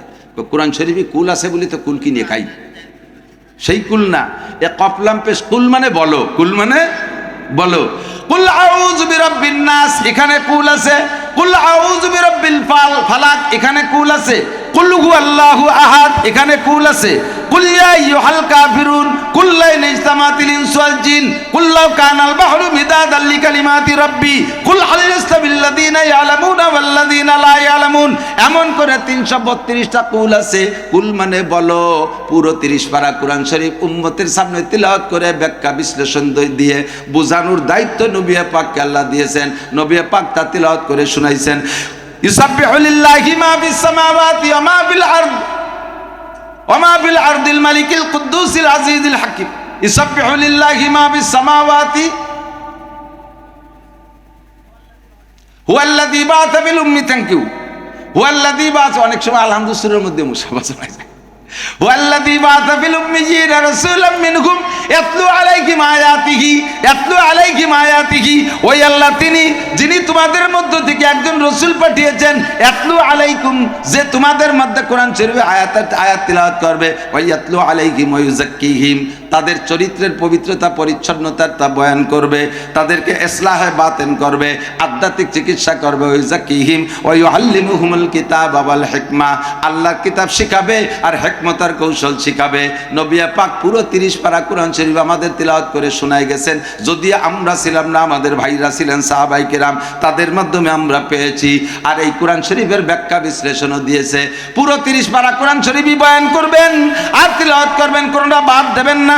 তারপরে এই 30 পারা কোরআন শরীফের ভিতরে থেকে ইম্পর্টেন্ট, ভেরি ভেরি ইম্পর্টেন্ট যে কথাগুলো, ওই কথাগুলো বলার জন্য আল্লাহ আলাদা করে আদেশ দিয়েছেন। দোস্ত, এই কথাগুলো কিন্তু অত্যন্ত গুরুত্বপূর্ণ, এগুলো তুমি অবশ্যই বলো। যেমন কুল আউযু বিরাব্বিন নাস, পানা চাও বলো, কুল বলো আউযু বিরাব্বিন নাস, আমি পানা চাই রব্বিন নাস, মানব জাতির রবের কাছে।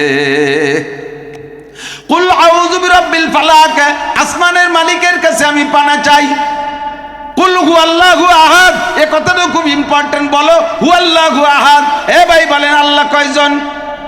একটু আঙ্গুল দেখায় বলবেন কয়জন? পরেন মুখে বলেন কুল হুয়াল্লাহু আহাদ আল্লাহুস সামাদ লাম ইয়ালিদ ওয়া লাম ইউলাদ ওয়া লাম ইয়াকুল লাহু কুফুয়ান আহাদ। আমার আল্লাহ একক, আমার আল্লাহ ওয়া মুখাফেক্কি। আল্লাহর কাছে ঠেকা। অন্য আর যত জাতি আছে তারা যাদের উপাসনা করে তারা উপাসকদের কাছে ঠেকা। কথা কর ঠেকা।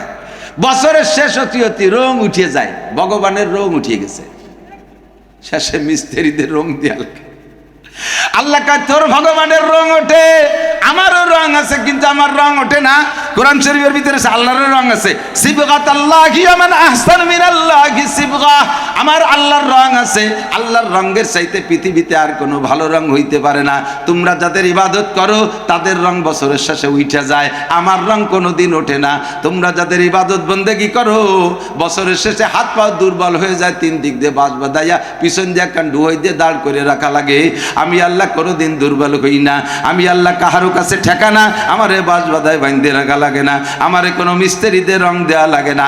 লাম ইয়ালিদ ওয়া লাম ইউলাদ, আমি জন্ম নেইও না, জন্ম দেইও না। কথা বলেন ঠিক?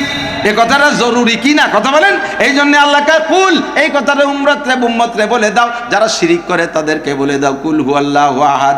একটু পরে যে কয় কুল ইয়া আইয়ুহাল কাফিরুন, হে নবী তুমি কাফেরদেরকে বলে দাও ইয়া আইয়ুহাল কাফিরুন লা আ'বুদু মা তা'বুদুন। এই আয়াতের ব্যাখ্যা দিতে যে টুকুরার থেকে আমাকে একটা লম্বা শানে নুজুল বলতে হবে। যদি অধৈর্য না হন বলবো, আর যদি অধৈর্য হন তাহলে হিনতে শুরু করি। শানে নুজুলটাই খুব ইম্পর্টেন্ট, বলবো বুঝতে সহজ হবে। নবী পাক নবী হওয়ার পরে আল্লাহ হুকুম করলেন ইয়া আইয়ুহার রাসূলু বাল্লিগ মা উনজিলা ইলাইকা মির রাব্বিক, হে রাসূল আপনি উম্মতের কাছে আপনার রবের পক্ষ থেকে প্রেরিত সব কথা পৌঁছাইয়া দেন, একটা কথা গোপন রাখবেন না, কোনো নেতার ভয়তে কোনো কথা গোপন রাখবেন না, আর লজ্জার খাতিরে কোনো মেয়েরই মাসালা আপনার মেয়ের কাছে বলতে গোপন রাখবেন না। ফা ইল্লাম তাফআল ফামা বাল্লাগতা রিসালাতা, লজ্জায় যদি কোনো মাসালা গোপন রাখেন আর নেতাদের ভয়তে যদি কোনো কথা গোপন রাখেন, হাসরের মাঠে আমার কাঠগড়ায় দাঁড়াইয়া জবাব দেওয়া লাগবে, আপনি প্রমাণিত হবেন। ফামা বাল্লাগতা রিসালাতা, নবুয়তের দায়িত্ব সঠিকভাবে পালন করেন নাই, প্রমাণিত হবে। যেই ময়দানে সবচেয়ে সম্মান হবে আপনার, সেই ময়দানে আপনি কাঠগড়ার আসামি হয়ে যাবেন, শুধুমাত্র সঠিক তবলিগ না করার কারণে। নবী পাক বললেন আল্লাহ তবলিগ তো করব, শুরু করব কোন জায়গা থেকে? বলমারির থেকে না গোপালগঞ্জের থেকে, কাকরালির থেকে না রায়বান্ডের থেকে, নিজামুদ্দিনের থেকে না মক্কা মদিনার থেকে? কার্যক্রম শুরু করব কোন জায়গাটা? মার্কাজ তো হইতে হয়। আল্লাহ পাক বললেন আনজির আশিরাতাকাল আকরাবিন, অন্য কোথাও আগে যাইও না, আগে ঘরের মধ্যে তবলিগ করো। আনজির আশিরাতাকাল আকরাবিন, তোমার নিকটে যারা তাদেরকে আগে ওয়াজ করো, আগে তোমার চাচাকে বলো, আগে তোমার চাচাদেরকে বলো, চাচতো ভাইদেরকে বলো। তোমার এই মক্কা শহরের নেতাগুতা যারা আছে, আবু জাহেল, আবুল লাহাব, উতবা, সাইবা, ওয়ালিদ ইবনে মুগিরা, আবু সুফিয়ান, ওমর, উসমান, আলী, তলহা, জুবাইর, বিলাল, আম্মার, সোহাইব, এই সাহাবায়ে কিরাম যারা তোমার বাড়ির পাশে, এদেরকে আগে তাবলীগ করো। কারণ হলো বাড়ির কাছের মানুষ যদি আগে তোমার কথা না খায়, বাহিরের লোক তোমার কাছে আসলে বাড়ির কাছের মানুষ তোমার বিপক্ষে ষড়যন্ত্র করবে, তোমার সম্পর্কে সমালোচনা করবে, তারা তোমারে খাবে না। আমার দিক তাকান, আপনারা আমার বাড়ি ওয়াজের দাওয়াত দিতে যান রমজান মাসে, আমি রমজান মাসের 1, 2, 3 এই 3 দিন সারা বছরের ওয়াজের দাওয়াত রাখি। আপনারা আমার এলাকায় যাইয়া চার দোকানে বইছেন বা কোনো দোকানপাটে বইছেন, জিজ্ঞেস করবে আমার ভাই বিরাদাররা কোথায় আসছেন, কি জন্য আসছেন, আপনারা বলবেন যে মৌলানা নাসির সাহেবকে আমরা ওয়াজের দাওয়াত দিতে আসি।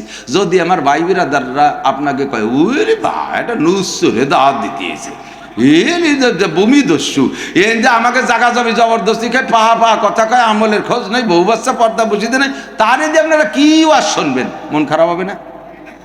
এ কি কয় আমরা দিয়ে এত বড় দামা হানিক বড় মনে হয়ে যাইছে হুজুরে দাওয়াত দিতে, সে হুজুর বলি এই টাল্টু পাল্টু বেড়ায়। ওই যায় দেখো তালিয়াত বাদ দে, চল গভের ডাঙ্গা যাই, চল ইসমাইল সাহেবের দাওয়াত দিয়ে যাই, বলবেন কি বলবেন না? আর যদি আমার ভাই বিরাদাররা বলে জাগা মতো আসছেন, আমাকে মৌলানারে আমরাই বাগে পাইবে, কথা বলতে সময় পাইনি, আরে বাবা সেদিনকে প্রধানমন্ত্রী ফোন দিয়েছে, এইভাবে যদি চাটকি চাটাবে একটু মারে তাহলে আপনার সাহস আরো বাড়িয়ে যাবে না? তাহলে তেল এই হুজুরের নীতিই হবে, হেলিকপ্টারের নিলেও নীতি হবে, তখন আমার গ্রহণযোগ্যতা বেড়ে যাবে। সেম কোয়ালিটি আল্লাহ পাক বলেন আগে বাড়ির মধ্যে দাওয়াত দিয়ে নিজের মানুষগুলোকে তৈরি করো। তো আল্লাহর এই হুকুমে হুজুর এই হুকুম পালন করার জন্যে হুজুরের বংশের একেবারে সিনিয়র মাথায় মাথায় 25 জনকে দাওয়াত দিয়েছে। তার ভিতরে তৎকালীন আরবের গভর্নর মিস্টার আবু জাহেল, এই আবু জাহেলও সে জায়গা আছে, আবু লাহাব আছে, উতবা আছে, সাইবা আছে, ওয়ালিদ ইবনে মুগিরা আছে, তার ভিতরে ওমর আছে, তারপরে আবু সুফিয়ান আছে, লিডারশিপ যত আছে 25 জনের দাওয়াত দিয়ে নিয়ে হুজুরের চাচা আবু তালেবের বাড়ি এসে খাওয়াতি। হুজুর কইছে চাচা যান আমার 25 জন মেহমান আছে, দুপুরবেলা একক তো খাওয়াতি হবে। কয় ঠিক আছে খাওয়াবো। সেইভাবে রান্না করে ঘরের ভিতরে রুদ্ধদ্বারে এই 25 জন খাস মেহমানকে, সংসদ সদস্য এই কয়জনের ডাইকে নিয়ে হুজুর নিজি হাতে খানা পরিবেশন করছেন। নবীওয়ালা শিক্ষা পরিবেশন দেখে ওরা আশ্চর্য হয়ে গেছে, কি কোন স্কুল কলেজ ইউনিভার্সিটিতে পড়লো না, মসজিদ মাদ্রাসায় মক্তবে কোনোদিন গেল না, 2 লাইন ভর্তি, এরই এত সুন্দর সিস্টেম কে শিখাইলো? আশ্চর্য হয়ে গেছে। খানা পরিবেশন শেষ, খানা দানা খাওয়ানো শেষ, রুদ্ধদ্বারে হুজুর এবার মজলিসের মধ্যে বলতেছেন আন্তুম রুয়াসাই, আপনারা আমার নেতা, আপনার আন্তুম আউলিয়াই, আপনারা আমার গার্জিয়ান। আমার আব্বা নাই, আমার দাদা নাই, আমার মা নাই, মায়ের পেটের একটা ভাই নাই, মায়ের পেটের একটা বোন নাই, আপনারাই আমার সব। আপনাদের কাছ থেকে আমার একটা সার্টিফিকেট লাগবে, সার্টিফিকেটটা কি আপনারা দিবেন? কয় বলো বাবা কি সার্টিফিকেট লাগবে? আমার একটা চারিত্রিক সার্টিফিকেট লাগবে, একটা চারিত্রিক সার্টিফিকেট লাগবে। কয় কোন মর্মে লাগবে বলো? কয় এবার হুজুর বললেন আনা কাইফা মিনকুম, একটা কথায় জবাব দেবেন আমি আপনাদের কেমন সন্তান। আমি কি চোর, আমি কি ডাকাত, আমি কি লুচ্চা, আমি কি মাদারু, আমি কি মদখোর, আমি কি সিটার, আমি কি বাটপার, আমি কি মিথ্যাবাদী, আমি কি বেয়াদব, আমি কি অকথ্য ভাষায় গালাগালি কাজাকাজি করি, আমি কি ভূমিদস্যু, আমি কি কোনো প্রকার অন্যায় করি, আমি আপনাদের কেমন সন্তান একটু এই কথাটা বলবেন। আমার এই কথাটা খুব জরুরি, আপনাদের থেকে একটু জানতে চাই। মজলিসের ভিতরে সকলে বললেন, সবাই তো আলাদা আলাদা করে বলতে পারি, তবে আমাদের ভিতরে গভর্নর নেতা যেহেতু আছে মিস্টার আমর ইবনে হিশাম, অপর নাম হলো আবু জাহেল, ওর মূল নাম হলো আমর, বাপের নাম হিশাম, ওর কুনিয়াত উপাধি ছিল আবুল হেকাম, জ্ঞানীদের পিতা বিদ্যাসাগর, পরবর্তীতে রসুলের জবানে উপাধি পাইছে আবু জাহেল, মূর্খদের গডফাদার। এবার সবাই বললেন মিস্টার আমর ইবনে হিশাম, আপনি গভর্নর, আমাদের পক্ষ থেকে মুহাম্মদ আমাদের কলিজার টুকরা, তারে শান্ত করার মতো, কলিজা ঠান্ডা হয় এমন একটা জবাব আমাদের পক্ষ থেকে দিয়ে দেন। আবু জাহেল তখনও জানে না যে নবী হয়েছেন, আজকে কি বলবে মুহাম্মদ তা আবু জাহেল জানে না। আবু জাহেল পূর্বের অভিজ্ঞতার আলোকে বলছে, ভাতিজা তোমার প্রশংসা করার মতো ভাষা আমার জানা নাই। বলবেন না সুবহানাল্লাহ? মা আনতা মাদিহুহা ইয়া মান ইউসাব্বিহুহা বিশামসি ওয়াল বাদারে লা বালান্তা হাজিহা। তোমারে প্রশংসা করতে গিয়ে দুনিয়ার কের না কের সাথে আমি তুলনা করব। যদি তোমারে বলি তুমি সূর্যের মতো, তাও তোমারে খাটো করা হবে। যদি বলি পূর্ণিমার চাঁদের মতো, তাও তোমারে খাটো করা হবে। যদি বলি আসমানের মতো উদার, তাও তোমারে খাটো করা হবে। যদি বলি জমিনের মতো ধৈর্যশীল, তাও তোমারে খাটো করা হবে। তোমার প্রশংসা করার ভাষা আমার নাই। তবুও জানতে চেয়েছো, এক কথাই বলি, আদম সন্তানের মধ্যে আজও পর্যন্ত তোমার মতো পরিপূর্ণ সন্তান জন্ম নেয় নাই। আবু জাহেল সার্টিফাই করতেছেন। ও ভাতিজা, আর একটু অ্যাডভান্স বলি, আমার জানা মতে, আমার শিক্ষা দীক্ষা যোগ্যতা বলে আমি বিশ্বকোষ পড়েছি জানি, আমার জানা মতে বুঝ মতে আমি ভবিষ্যৎবাণীও দিয়ে দিই, কিয়ামত পর্যন্ত তোমার মতো পূর্ণাঙ্গ সন্তান জন্ম নেবে না। তুমি জীবনে কোনোদিন মিথ্যা কথা বলো না, সিটারি বাটপাড়ি করো না। এখন আমরা দুপুরে খানা খেয়েছি, তুমি যদি বলো ভাতিজা যে তোমরা এখন রাত 12টায় খানা খেয়েছো, তাহলে তোমারটা সত্য। আমরা সারা দুনিয়ার সবাই বেলা দেখতেছি, সূর্য দেখতেছি, দিন দেখতেছি, আমাদের চোখে সমস্যা তাই আমরা দিন দেখতেছি। তুমি যদি বলো এখন রাত 12টা তাই রাত 12টা, গভীর রাত্রে যদি বলো বেলা 12টা তাহলে বেলা 12টা। আমরা বেলা দেখি না, অন্ধকার দেখি না, আমাদের চোখের সমস্যা। তুমি যদি বলে এই পাহাড়ের ওই ধারে জান্নাত আছে, এই পাহাড়ের আড়ালে জাহান্নাম আছে, তাহলে তোমারটা সত্য, আমরা দেখি না, আমাদের চোখের সমস্যা। ভাতিজা তোমার আর কি লাগবে বলো? হুজুর যা চাইছে আবু জাহেল সব বস্তা বইলে ডালি দিছে। এবার সুযোগ পাইয়া, এখনই তো সুযোগ, যেহেতু সবাই আমার প্রশংসা করতেছে, তাহলে আমি কি যা বলবো আপনাদের বিশ্বাস হয়? বলে 100-এ 100। তাহলে চাচা যান একটা কথা শোন, আরে খেয়াল করেন, ধান লাগাইতে গেলে আগে চাষ দেওয়া লাগে, পরে পানি দেওয়া লাগে, নরম করা লাগে, তারপরে আগাছা সাফ করা লাগে, লাগে না?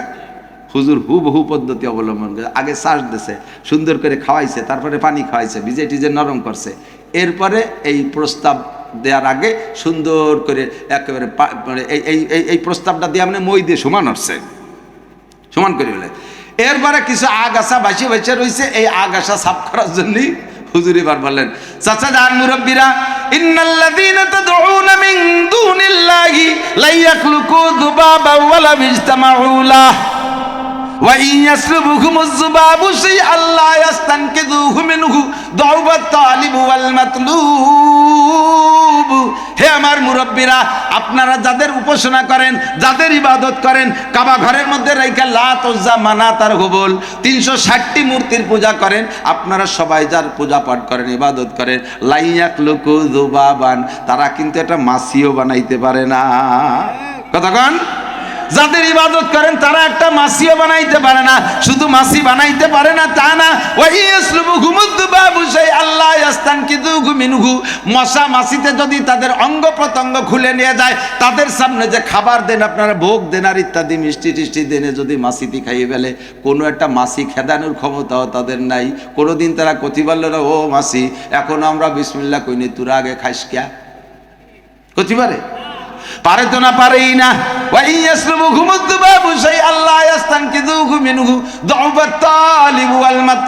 গাছতলা বাসতলা অনেক জায়গা আপনাদের এগুলোকে খাড়া করে রাখেন, কুত্তই যায় নাক মুখ ভরে স্প্রে করে দেয়, কোনোদিন একটা কুত্তো তাড়াতে পারে না। পারে পারে পারে কুত্তরে করতে পারে না। কুত্তো সবাই আবার কত খাবার দেয়, তোরা কুত্তরাই খালি দিসনে দিসনে দিসনে, তোদের কাছে আমি চাই না। মানুষের সামনে অপমান করে নাক মুখ ভরে মুতে দিস কেন? যদি মুক্তি হয় তাহলে রাতের বেলা আসিস, মানুষের সামনে অপমানটা করিস না। এমন কথাটা কোনোদিন কুত্তরে কইতে পারে না। ও চাচা যান জৌফাত তালিবু আল মাতলুব, আল্লাহ কয় তোমরা যারা তাদের কাছে চাও তোমরাও দুর্বল, যার কাছে চাও তারাও দুর্বল, কেউ কিছু করার ক্ষমতা রাখে না। কাজেই একটাই মাকে একই ব্যক্তি আছে, যেই ব্যক্তির ক্ষমতার শেষ নাই, ওই সব কিছুকে ছেড়ে দিয়ে আগাছা সাফ করে কয় সব কিছুকে ছেড়ে দিয়ে আমার প্রতি যদি বিশ্বাস রাখে, কুলু লা ইলাহা ইল্লাল্লাহ মুহাম্মাদুর রাসূলুল্লাহ কলেমাটা পড়েন, আল্লাহ ছাড়া মাবুদ নাই, দেবদেবী কিছুই না, আমি মুহাম্মাদুর রাসূলুল্লাহ আপনাদের শেষকালের নবী, আমি আপনাদের পথ প্রদর্শক, কথাটা মেনে নেন। প্রস্তাব দেওয়ার সাথে সাথে রিয়াকশন শুরু হয়ে গেছে। সর্বপ্রথম রিয়াকশন হুজুরের একেবারে আপন চাচা, হুজুরের চাচারা অনেকেই সৎ চাচা ছিলেন, সৎ চাচা, হুজুরের দাদার 4-5টা বিয়ে ছিল, মেলা সন্তান, তার ভিতরে হুজুরের আপন চাচা আবুল আহাব, যেই আবুল আহাব হুজুরের জন্মের পর খুশি হইয়া আঙ্গুলের ইশারা দিয়ে তার বান্দি সোয়াইবাকে আজাদ করে দিছিল, সেই আবুল আহাব সর্বপ্রথম কয়, তাব্বাল্লাকা ইয়া খাসিস আলিহাজা জামাতানা, ধ্বংস হয়ে যা মুহাম্মদ, তুই আমাকে এই জন্য ডেকে ডুকে নিয়েছিস, আর এই দুপুরবেলা খাইয়ে পাম্পট্টি দিয়ে এই করতে জন্য নিয়েছিস, তুই শেষ হয়ে যা, ধ্বংস হয়ে যা। বলেই হুজুরের মুখের পর থুক মেরে দিছে। হুজুর মুখখান মুছে মুখ বেজার হয়ে বসে রয়েছে। বলার সাথে সাথে ওই 25 জন গালাগালি করতে করতে তুক মারতে মারতে বাড়ি চলে গেছে।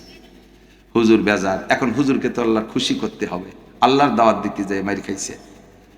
সাথে সাথে জিবরিল এসে হুজুরের কাছে একটা সূরা নাজিল করে দিলেন, সূরাটার নাম সূরা লাহাব। এই আবুল লাহাব বিয়াদবি করছে, এই জন্য ওর নামে সূরা। তাব্বাত ইয়াদা আবি লাহাবিন ওয়া তাব, দোস্ত, ও আপনারে একবার বদদুয়া দিছে না, ওর দুটি হাত ধ্বংস হয়ে যাবে। মা আগনা আনহু মালুহু ওয়া মা কাসাব, ওর সন্তান সন্ততি মাল যত ধন সম্পদের মালিক হোক, ওরে কেউ বাঁচাতে পারবে না। ওরে আমি দুনিয়া থেকে পচাইয়া অপমানজনক মৃত্যু দেব।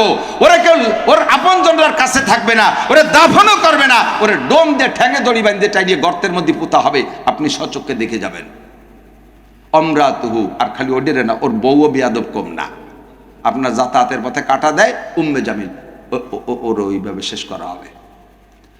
আল্লাহ হুজুরকে আল্লাহ বললেন, ও একবার বদদোয়া আসছে, ওর নামে বদদোয়া চলবে কোটি কোটি বার। বর্তমানে পৃথিবীতে 200 কোটি মুসলমান না, 200 কোটি মুসলমান, সব বাদ দিলাম, 50 কোটি না তারও কম দিলাম, 10 কোটি মুসলমান কি নামাজ পড়ে না? পড়ে না? তা 10 কোটি মুসলমান জাপানের থেকে আমেরিকা পর্যন্ত ছড়াই ছিটে নামাজ পড়ে। ডেলিকে লাখখানিকবার সবাই মিলে তাব্বাতিয়াদা শুরু পড়ে না? আল্লাহ কয়, ও একবার তাব্বাতিয়াদা কইছে, তাব্বার লেখা কইছে, আর ওর নামে ডেলি 1 লক্ষ বার তাব্বাতিয়াদা জারি হয়ে যাবে। ওর নামে অভিশাপ অবিরাম পড়তেই থাকবে আসমান থেকে, ধ্বংস। বেরোয় চলে গেছে, যাই আবু জাহেল বসে নাই, আবু জাহেল বসে নাই। আবু জাহেল চিন্তা করছে যে এই মুহাম্মদ, তারে সবাই চেনে আলামিন, তার ভাষার যে কি বলে মার্জিত ভাষা, সে যে সাহিত্যিক, এ যে জায়গা যাবে আমরা তারে না খাইলেও ও বিশ্বের যে জায়গা যাবে সেই জায়গার মানুষরা ওরে খাবে, কাজেই ওরে ঠেকাতেই হবে। এই ঠেকানোর জন্যই ঘরে যাইয়া, শিক্ষিত মানুষ তো, একখান চিঠি লেখছে, একখান চিঠি লিখে মোহরের দেশে কপি করে করে দেশে দেশে ছেড়ে দাও, বিভিন্ন দেশে, ওই রুমে দাও, ইরানে দাও, ইরাকে দাও, বিভিন্ন দেশে ছেড়ে দাও, ওই দেশের রাজা রাজাতে মুহাম্মদ গেলে তারে পাত্তা না দেয়। চিঠি একখান লেখছে, আরবিতে লিখবে। শুরুতে একজন মানুষের নামে যদি বদনাম লিখতে হয়, ধরেই যদি শুরুতে বদনাম লেখা শুরু করে, তাহলে শিক্ষিত মানুষ জ্ঞানীর ওই চিঠি পড়ে না, শেষ পর্যন্ত বলে এই তো শত্রুতাই করে লেখছে, ওর কী বলবো। তো কাজেই চিঠি যদি তারে দিয়ে পড়াতে হয়, তা শুরু দিয়ে ওই লোকটার নামে 2-4 লাইন প্রশংসা লিখতে হয়, তারপরে শেষে যাই ফাইনাল খেলা দিতে হয়। হ্যাঁ, এরকম শেখ হাসিনা ভালো ছিল, অমায়িক ছিল, রাস্তাঘাট কম করে নাই, তারপরে যে কালনা ব্রিজ করছে, পদ্মা সেতু করছে, 4 লেন করছে, 6 লেন করছে, তারপরে এই কি মেট্রো রেল করছে, কর্ণফুলী টানেল করছে, সিরাজগঞ্জ থেকে রংপুর পর্যন্ত 6 লেন করছে, শেষে খালি হুজুরদের সাথে এই করছে। এইভাবে করলি সিস্টেম তালি, ওই আগে প্রশংসা শুনলি আমলি গালারাও বলবে, আর দৈরিয়ে যদি সৈন্য স্যারকে গালি দেয় তাহলে নিচে ভালো তালিক নিয়ে বলবে না, ও শয়তানে জানে। এই জন্য হুজুরের প্রশংসা আগে শুরু করছে, যে লাইন 2 প্রশংসা লিখে এরপরে ঝাড়বো। কিন্তু প্রশংসা লিখতে লিখতে লিখতে লিখতে কাগজের পৃষ্ঠা শেষ পর্যন্ত শেষে 10 লাইন লিখে ফেলাইছে প্রশংসা। এখনো রিভাইজ দিতে যে নিচে জায়গা নাই, যা লেখবো তা লেখবো কোন জায়গা, যা লেখার জন্য চিঠি লিখছি তা লেখবো কোন জায়গায়, দম করে কাপি হচ্ছে 10 লাইন। আমি কয় তাহলে এখান থেকে কিছু কাটি কাটি দিয়ে মুছিয়ে আবার লেখবো। কিন্তু যে শব্দটাই পড়ে ও যে আমি লিখছি, কিন্তু এটা কাটার মতো শব্দ না, কাটার মতো শব্দ না, তার কাটবো কি? 10 লাইন প্রশংসা লেখছে, লাস্টের লাইনে লেখছে ছেলেটা কিছুদিন হলো পাগল হয়ে গেছে, বাপদাদা ধর্ম বাদ দিয়ে নতুন ধর্ম আবিষ্কার করছে, তোমরা খাবা না, এই কথা কইয়ে চিঠির ইতি মিস্টার আবু জাহেল। বিভিন্ন দেশে ছাড়ছে, সর্বপ্রথম চিঠি চলে গেছে রোম, যেটার নাম বর্তমান ইটালি। ইটালির প্রেসিডেন্টের কাছে গেলে হেরাক্লিয়াস এই চিঠি পইড়া দ্বিধাদ্বন্দ্বের মধ্যে পড়ে গেছে। যেই লোকটা লেখটা, আবু জাহেলটা তো সবাই চেনে, তে তারই গোষ্ঠীর ছেলে, আবার তার সাথে শত্রুতায় নিচের 2 লাইনই বোঝা যায়, আবার 10 লাইন যার সাথে শত্রুতায় করবে তার নামে এত 50টা বইয়া প্রশংসা লেখবো কে? এখন এই লাইনের বিবেচনা করে যদি সংখ্যাগরিষ্ঠতার পর ফতোয়া দিতে হয়, তাহলে তো 10 লাইন প্রশংসা করছে ছেলেটা তাহলে ভালো, আর 2 লাইন মন্দ কইছে ও সবাই কইয়ে থাকে। আবার মন্দ যেহেতু কইছে তাও তারই গোষ্ঠীর লোক, কাজে এটা আর ফেলাই নিয়ে কথা না। এই জন্য আবু হেরাক্লিয়াস দ্বিধাদ্বন্দ্বের মধ্যে পড়িয়া 10 জনের একটা টিম পাঠাইছে, তোমরা যাও। 40 জনের একটা টিম পাঠাইছে, তোমরা যাও, যাইয়ে মোহাম্মদ রে যাবা 1 মাস, আসবা 1 মাস, থাকবা 1 মাস, 3 মাস পরে আইসা রিপোর্ট দেবা, ভালো করে তদন্ত করবা। একেবারে সরকারি উপরস্থ জ্ঞানীগুণী বুদ্ধিজীবী একটা টিম পাঠাইছে, তোমরা এসে যেভাবে রিপোর্ট দিবা আমি সেইভাবে চিঠির সিদ্ধান্ত নেব। এই 40 জন হুজুরির কাছে আইসা সব দেখে টেকে আর তারা যায়নি। 3 মাস যায়, 4 মাস যায়, 5 মাস চলে গেছে, তারা ফিরেই যায় না। এখন ইটালিতে লেগে গেছে আন্দোলন এই হেরাক্লিয়াসের বিপক্ষে। যাদের লোক পাঠাইছে তারা, তুমি হেরাক্লিয়াস এই করছো স্বৈরাচার, তুমি জালেম, তুমি আমাদের সন্তানদেরকে বুঝে শুনে, যেই মুহাম্মাদের গোষ্ঠীর আবু জাহেল সেই পাঠাইছে চিঠি, তুমি কি বলে এই সেই সন্ত্রাসের কাছে মুহাম্মাদের কাছে পাঠাইছো, আমাদের 40 জনটা আইনি দাও। তারে মারি ফেলাইছে, এই 40 জনকে মুহাম্মদ তার লোক দিয়ে মারি ফেলাইছে, আইনি দাও। উত্তাল। হেরাক্লিয়াসের মসনদ থাকে না, হেরাক্লিয়াস এখন বাঁচার জন্য 10 জনের একটা টিম পাঠিয়েছে, তোরা যাইয়ে দেখবি, আগে দেখবি, তোকে টাইম কম, তোরা থাকবি 10 দিন, যাবি 1 মাস, আসবি 1 মাস, 2 মাস 10 দিনের মধ্যে চলে আসবি। যাইয়ে আগে মোহাম্মদের কাছে যাবি না, আশেপাশে কবরস্থান খুঁজবি যে নতুন কবর আছে নাকি। যদি নতুন কবর গুনিয়ে গোড়া 40 পাইস, তাহলে আর দেখা হরিস না, তোকে পিঠ বেচাই চলে আসিস। যা গেছে আলাই বেলায় 40 জনের মধ্যে যাক। এই 10 জন আইসা 40টা কবর খুঁজে পাই নাই। আল্লাহর এমন কাম, ওই কদিনই নতুন কোনো মানুষ মরেও নাই, কোনো নতুন কবর পাই নাই। এখন ওরা না পাইয়া খুঁজতেছে, যেহেতু কবর নাই, মরে নাই, বেঁচে আছে, তাহলে তারা ওদের সামনে দিয়ে ঘরে তারা চেনে না। সীমাহুম ফি ওজুহিহিম মিন আসারিস সুজুদ। আল্লাহু আকবার। চেহারার ভিতরে সেজদার নূর চমকায়। 40 জনের 5-6 মাস হয়ে গেছে তো, এত বড় দাড়ি, মাথায় পাগড়ি, গায়ে জুব্ব, আসছিল হাফ প্যান্ট পরে, ল্যাংটা হইয়া ক্লিন শেপ হইয়া আসছিল, মুখের ভিতরে গাজায় আবার মদের ছোঁয়া ছিল, সব পাল্টে গেছে, নুরানি চেহারা। 2-2 করে জোড়া জোড়া হুজুর ঠিক করে দিয়েছে, একসাথে 2-2 জন ঘুরবা, যেহেতু সব পাইতে শত্রু, ওদের সামনে দিয়ে ঘরে ওরা চেনে না।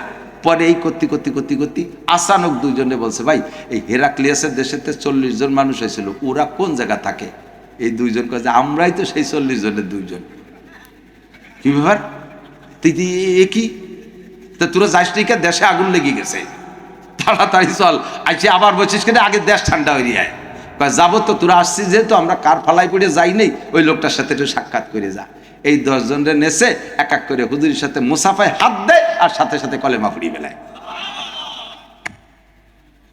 চেরাগে রাখে ইজাদবার ফুরুজাদ, কাছে কাস্তাব জানাদ রে শাজবাসুজাদ।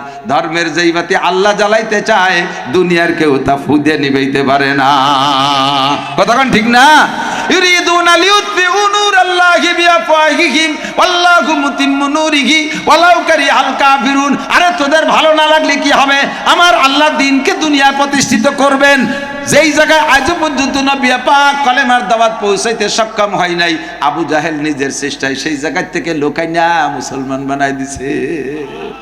আল্লাহ হুজুরকে কয়, হুজুর দোস্ত খুশি হয়েছ?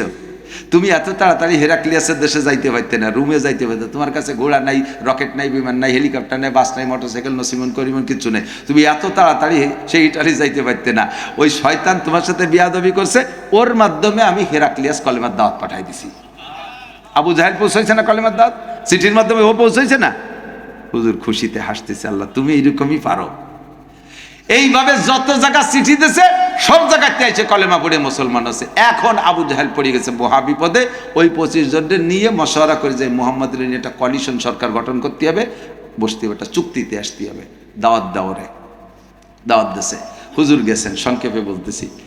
দাওয়াত দেওয়ার পরে হুজুরকে বলতেছে, ভাতিজা এভাবে হয় না, একই জায়গায় থাকি, তোমারে নিয়ে আমরা রাতভর দুশ্চিন্তারি, কর্ণে মারবো, কর্ণে কি করবো, এই টেনশন করতে, তুমিও দুশ্চিন্তায় থাও, ঘুমোতে পারো না, আমাকেও তোমারে নিয়ে এই ঝামেলা, এদের দরকার নেই, আমরা একটা করি, একটা চুক্তি করি। তুমি 6 মাস আমরা সবাই মিলে তোমার আল্লাহর ইবাদত করব, আর ওই 6 মাস তুমি রাজা হবা, আবার পরের 6 মাস তুমিও আমাদের সাথে মূর্তি পূজা করবা, আর আমি আবু জাহেল রাজা থাকবো। এই ব্যাপারটা ভাগাভাগি করে নিলি কেমন হয় ভাতিজা?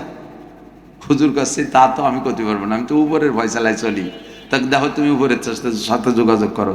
আবু জাহেলের প্রস্তাব শেষ হতে না হতেই উপরের ফয়সালা চলে আসছে। জিবরিল আলাইহিস সালাম এসে সূরা কাফিরুন নাজিল করে দিয়েছে, নবী পাকের কাছে শিখাই দিয়েছে। কুল, নবী বলে দেন। এতদিন চাচা কইছেন, নেতা কইছেন, দাদা কইছেন, ইত্যাদি ইত্যাদি বলছেন, আজ আর ওগুলো হবে না। কুল বলে দেন। কি বলবো? ইয়া আইয়ুহাল কাফিরুন, হে কাফেরের দল। আর দাদা চাচা মামা খালু কবেন না, সব কাফের। ইয়া আইয়ুহাল কাফিরুন, হে কাফেরের জাতি, লা আবুদু মা তাবুদুন, তোরা যার ইবাদত করিস আমি তার ইবাদত করব না। ওয়ালা আনতুম আবিদুনা মা আবুদ, আর তোরা যে কথা বলতেছিস যার মধ্যে সিটারি আছে, তোরা আমার আল্লাহর ইবাদত করবি না তা আমি জানি। ওয়ালা আনা আবিদুম মা আবাদতুম ওয়ালা আনতুম আবিদুনা মা আবুদ। একই ধরনের তরজমা ঘুরে ঘুরে 4 বার বলে এবার নবী পাক ঘোষণা দিয়ে দিলেন আল্লাহর হুকুমে, লাকুম দীনুকুম ওয়ালিয়া দীন, তোমাদের দিন নিয়ে তোমরা থাকো, আমার দিন নিয়ে আমি থাকি। তোমাদের ভালো লাগলে আমার দিনে আসো, আমার ভালো লাগে না, তোমাদের দিনের মধ্যে আমি যাব না। কথা বলুন ঠিক কি ঠিক না? লা আবুদু মা লাকুম দীনুকুম ওয়ালিয়া দীন, তোমাদের ধর্ম নিয়ে তোমরা থাকো। আমার বন্ধুরা, আমার বলবাড়ির বন্ধুরা খেয়াল করেন, এই আয়াত পড়ে দিয়েছে নবী পাক, কাফেররা সেইভাবে চলতেছে। এই আয়াতের পর সূরা কাফিরুনের উপরে মুসলমান আমল করতেছে না, সূরা কাফিরুনের উপরে সমস্ত কাফেররা সঠিকভাবে আমল করতেছে। বলে দেই,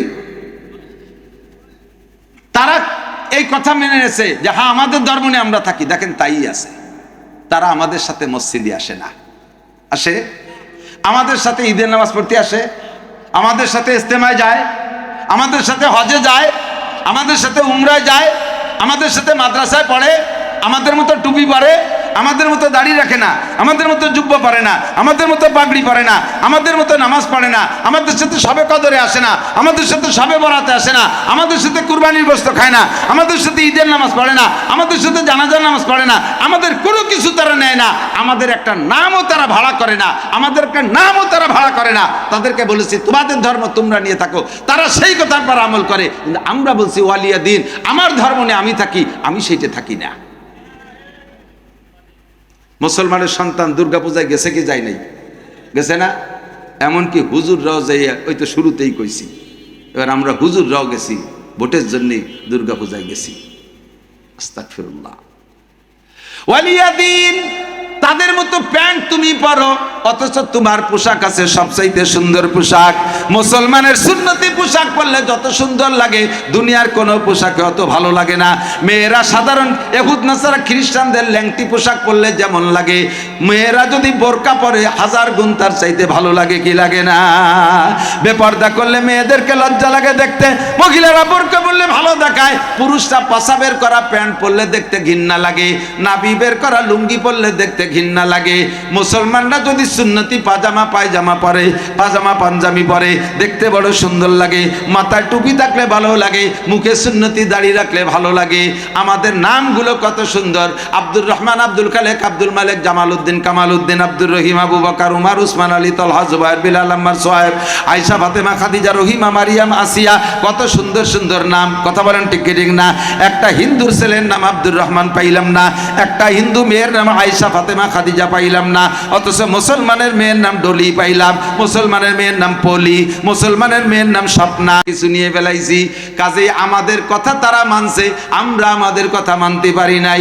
লাকুম দীনুকুম ওয়ালিয়া দিন, আল ইসলামু হাক্কুন ওয়াল কুফরু বাতিলুন। বলেন আল ইসলামু হাক্কুন ওয়াল কুফরু বাতিলুন। ইসলাম হক না বাতিল? ইসলাম হক না বাতিল? আর ইসলাম ছাড়া আর বাকি সব বাতিল, ঠিক কিনা?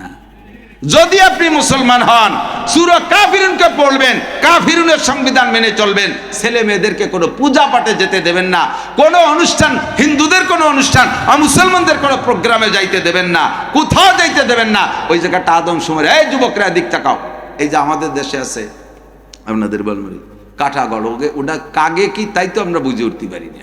আমি যতবার ওই জায়গাতে যাই দেখি যে হিন্দুতি গাদি, হিন্দুর গাদি ও জায়গা, বইছে বইছে হিন্দু মহিলারা, হিন্দু মুসলমান বাগাবাগি নাই, মুসলমানরা আবার এডেল লেডারি করে, ওর মধ্যে কি আছে তাই তো বুঝি না, কি আছে?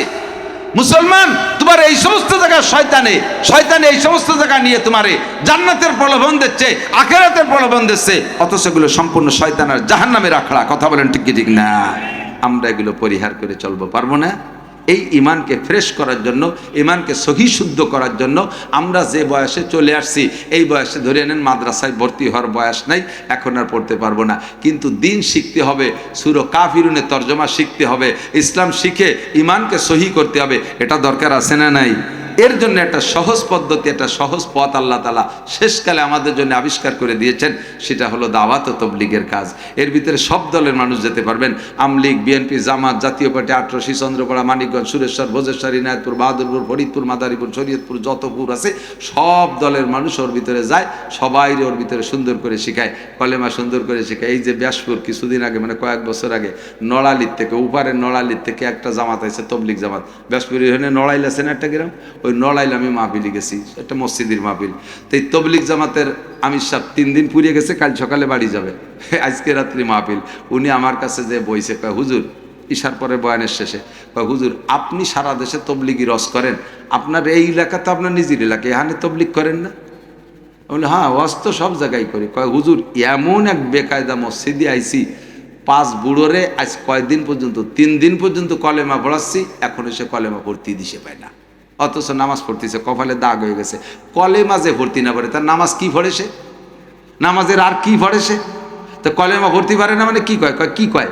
কয় কি যে আমি কই লা ইলাহা ইল্লাল্লাহ মুহাম্মাদুর রাসূলুল্লাহ, ও বুড়োরা কয় লা ইলাহা মুহাম্মাদুর রাসূলুল্লাহ, সে ইল্লাল্লাহ কইলে। এই 3 দিন মস্ক করানোর পর আজকে রাত্রে ইন্টারভিউ নিছি, আইজও তাই কয়। ঠ্যাং একখান কবরে চলে গেছে, চাকা একটা পাংচার হয়ে গেছে, যে সময় কবরে যে কোনো সময় ডাকা এসে পড়তে পারে, আইজও কলেমাটা শুদ্ধ করে পড়া শিখলো না। যখন রাগ করে উঠছি সে বুড়ো আমারে তার সাথে জোরে ধমক দিছে, মিয়া রাগ করো কেন, সব জায়গার কলেমা কি একরকম নাকি? মানে তোমাকে নড়াইলে কলেমা ইল্লাল্লাহ আছে, আমাকে ইফার আসতে আসতে ইল্লাল্লাহ নাই, তাই নাকি? শুদ্ধ করে কলেমা জানেন না, নামাজের মাসলা জানেন না, এরকম মানুষ আছে না নাই? কাজেই আমরা দিন শিখার জন্য দাওয়াত ও তাবলীগে একটু সময় দেই। আপনার রাজনীতি দল যেটা ভালো লাগে সেইটা করেন, আপনার পীর মুরিদির যেটা ভালো লাগে সেইটা করেন। ডুবরার পীর সাহেবের কাছে বায়াত আছেন, থাকেন, আমার কোনো দুঃখ নেই। ৮৮ চন্দ্রবালার কাছে মুরিদ আছেন, থাকেন, সেটা আপনার ব্যাপার। তবে আপনাকে মুসলমান হইয়া, মোমেন হইয়া শুদ্ধ নামাজ নিয়ে আখিরাতে যেতে হবে, ফ্রেশ একটা ঈমান নিয়ে যেতে হবে, শিরিক মুক্ত একটা ঈমান নিয়ে যেতে হবে আখিরাতে। কথা বলুন ঠিক কিনা? এই সঠিক ঈমানের প্রশিক্ষণ আর কেউ দেয় না। দাওয়াত ও তাবলীগের ভিতরে যথেষ্ট আছে। হক্কানি পীর মাশায়েখ মুফতি আব্দুল গফফার সাহেব হুজুরের কাছে যেতে পারেন, মাসিক ইজতেমায় হুজুরের ওখানে যাবেন মজলিসে, ইনশাআল্লাহ ঈমান সহি হয়ে যাবে, ইনশাআল্লাহ ঈমান সহি হয়ে যাবে। হক চরমনের পীর সাহেব হুজুরের কাছে বায়াত হতে পারেন। পীর যদি ভালো লাগে দাওয়াত ও তাবলীগের ভিতরে সময় লাগাবেন, আর আপনাদের মাদ্রাসার পাশে থাকবেন। রাজি আছেন তো ইনশাআল্লাহ? মাদ্রাসার বিপক্ষে কারা একটু হাত দেখাবেন মোহাব্বতের সাথে? বিপক্ষে বিপক্ষে বিপক্ষে কেউ নাই। যারা এখন আটা দেবে তারা বিপক্ষে ধরে নেব। এই যে হুজুর এই যে বিপক্ষে চলে যাচ্ছে, সাথে সাথে বসা সারা এমন গুলি ধুমসা লাগা লাগিয়ে যায়, এতে কোনো এম করা লাগে না। আল্লাহ বিপক্ষে যে সে চলে যাবে আর পক্ষে যারা তারা থাকবে। আমি দোয়া করি আল্লাহ যেন আমাদেরকে এই যে সূরা কাফিরুন শুনলাম, এই কাফিরুন নাজিল হয়েছে মক্কায়, এই মক্কাটা যেন আল্লাহ দেখার তৌফিক দেয়। বলেন আমিন। রাজি আছেন তো ইনশাআল্লাহ? মক্কা দেখবেন তো ইনশাআল্লাহ? সত্যি মনের থেকে কইছেন? কে কে দেখি কাবা দেখবেন? কাবা দেখবেন? আল্লাহ আল্লাহ আল্লাহ আল্লাহ, তোমার এই পাগলকে কবুল করে নাও। আল্লাহ রসুলের রওজায় যে সালাম দেওয়ার তৌফিক দান করো, কালো ঘরটাকে সামনে নিয়ে দাঁড়ায় নামাজ পড়ার তৌফিক দান করো। মাশাআল্লাহ। উমরা যদি যান, মক্কায় থাকবেন 7-8 দিন, ওই 8 দিনের ভিতরে ঘুরতে ঘুরতে একটা ওক্তার প্রথম কাতারে নামাজ পড়ার সুযোগ পাবেন। অর্থাৎ ইমাম সাহেব দাঁড়াইছে কাবাকে সামনে করে, ওর পাশের পাশ দিয়েই আবার কাতারের গোল হয়ে কাতার দেয়, ওখানে কাবার প্রথম কাতারে। আমি এবার মুহররমের 1 তারিখে গেছি উমরায়, যে রাত্রে গেছি ওই রাত্রে হলো কাবার গিলাপ পরিবর্তন করছে। যারা ইউটিউব বা টেলিভিশনে দেখে থাকেন, ওই দিন আমি কাবার গিলাপ পাল্টানোর সময় হেরেম শরীফের ভিতরে এমন লাগলো তা তো আর বলতে পারি না। কাবার গায়ে যে দেখেন না লেখা, অনেক লেখা, এই লিখতে লাগছে 120 কেজি স্বর্ণ, স্বর্ণের সুতো দিয়ে 120 কেজি, আর 60 কেজি রূপ, ওই যে সাদা সাদা যে লেখাটা আছে ওটা লেখছে রূপই দিয়ে, দুনিয়ার কোনো সুতোই দিয়ে না, স্বর্ণ রূপই দিয়ে। 1400 কেজি ওই গিলাপটায় ওজন, ক্রান দিয়ে উঠে সুন্দর করে। তো শেষ রাতে গিলাপ উঠানো শেষ রাত্রে আমাদের তওয়াফের সুযোগ দিচ্ছে, ঘুরতে ঘুরতে তাহাজ্জুদ পড়লাম, এরপরে ফজরের নামাজ একেবারে দ্বিতীয় কাতারে। প্রথম কাতারে চান্স পাইছিলাম, তো দেখলাম যে হাজিরা আবার ওর মধ্যে দিয়ে ঘরে একটু ডিস্টার্ব হয়, যেন দ্বিতীয় কাতারে কাবাটা আমার সামনে, আমি নামাজ পড়তেছি। কেমন লাগে তা না বুঝতে পারবো না যদি না দেখেন। একবার হজ উমরা করে এসে বাংলাদেশে এসে নামাজে দাঁড়াবেন, আল্লাহু আকবরকে সানা বান্দার সাথে সাথে ওই কাবা ঘরটা আপনার চোখের সামনে ভাসবে। আমি কাবারে সেজদা দেই না, তবে ওইটার উপরে আল্লাহর খাস রহমত আছে, আল্লাহ ওদিকে আমার ফিরতে বলছেন, তাই আমি সেদিক ফিরি। মূলত আমি কাবারে সেজদা দেই না, সেজদা দেই কারে? তবে ওইটা সামনের পর আসলে আমার আল্লাহর ধ্যান বেশি আসে, আল্লাহর ধ্যান বেশি আসে। যাবেন তো ইনশাআল্লাহ? এর জন্য একটা বুকিং দিতে হবে, অল্প কিছু টাকা দিয়ে বুকিং দিতে হবে, যেই টাকাটায় মাদ্রাসা আল্লাহরা খরচ করে ফেলবে। আর দোয়ার বেজ, আল্লাহ যে কজন আমাকে টাকা দিয়েছে এই কজনকে 2-1 বছরের মধ্যে হজ উমরা করার তৌফিক দাও। হুজুরকে মাত্র 100-200-500 টাকা দিয়ে দেবেন, হুজুররা শেষ রাত্রি উঠিয়ে একেবারে মাজায় গামছা বাঁধতে আপনাকে জন্য দোয়া করবে 5 ওয়াক্ত নামাজে। হুজুররা করবেন তো দোয়া ইনশাআল্লাহ? আমিও দোয়া করব আল্লাহ যেন সবাইরে হজ উমরা করার তৌফিক দেয়। যদি পকেটে থাকে 100-200 টাকা, 500 টাকা রেডি করেন হাতে করিয়া, 10-20 যার কাছে যা আছে রেডি করেন, এই ভলেন্টিয়ার একটু যাবে। এই টাকাটা হজের আগে দেন সেটা দিয়েছেন, আমি হলে এই টাকাটা হজের জন্য চাইতেছি, এই টাকা দিলে এই বছরও 20 জন গেছে। কয় হুজুর আমার কাছে কোনো ব্যবস্থা ছিল না, একদিন আপনার পামে পড়ে 100টা দিয়েছি, এই 2 বছরের মধ্যে আল্লাহ উমরার টাকা গুছাই দিয়েছে।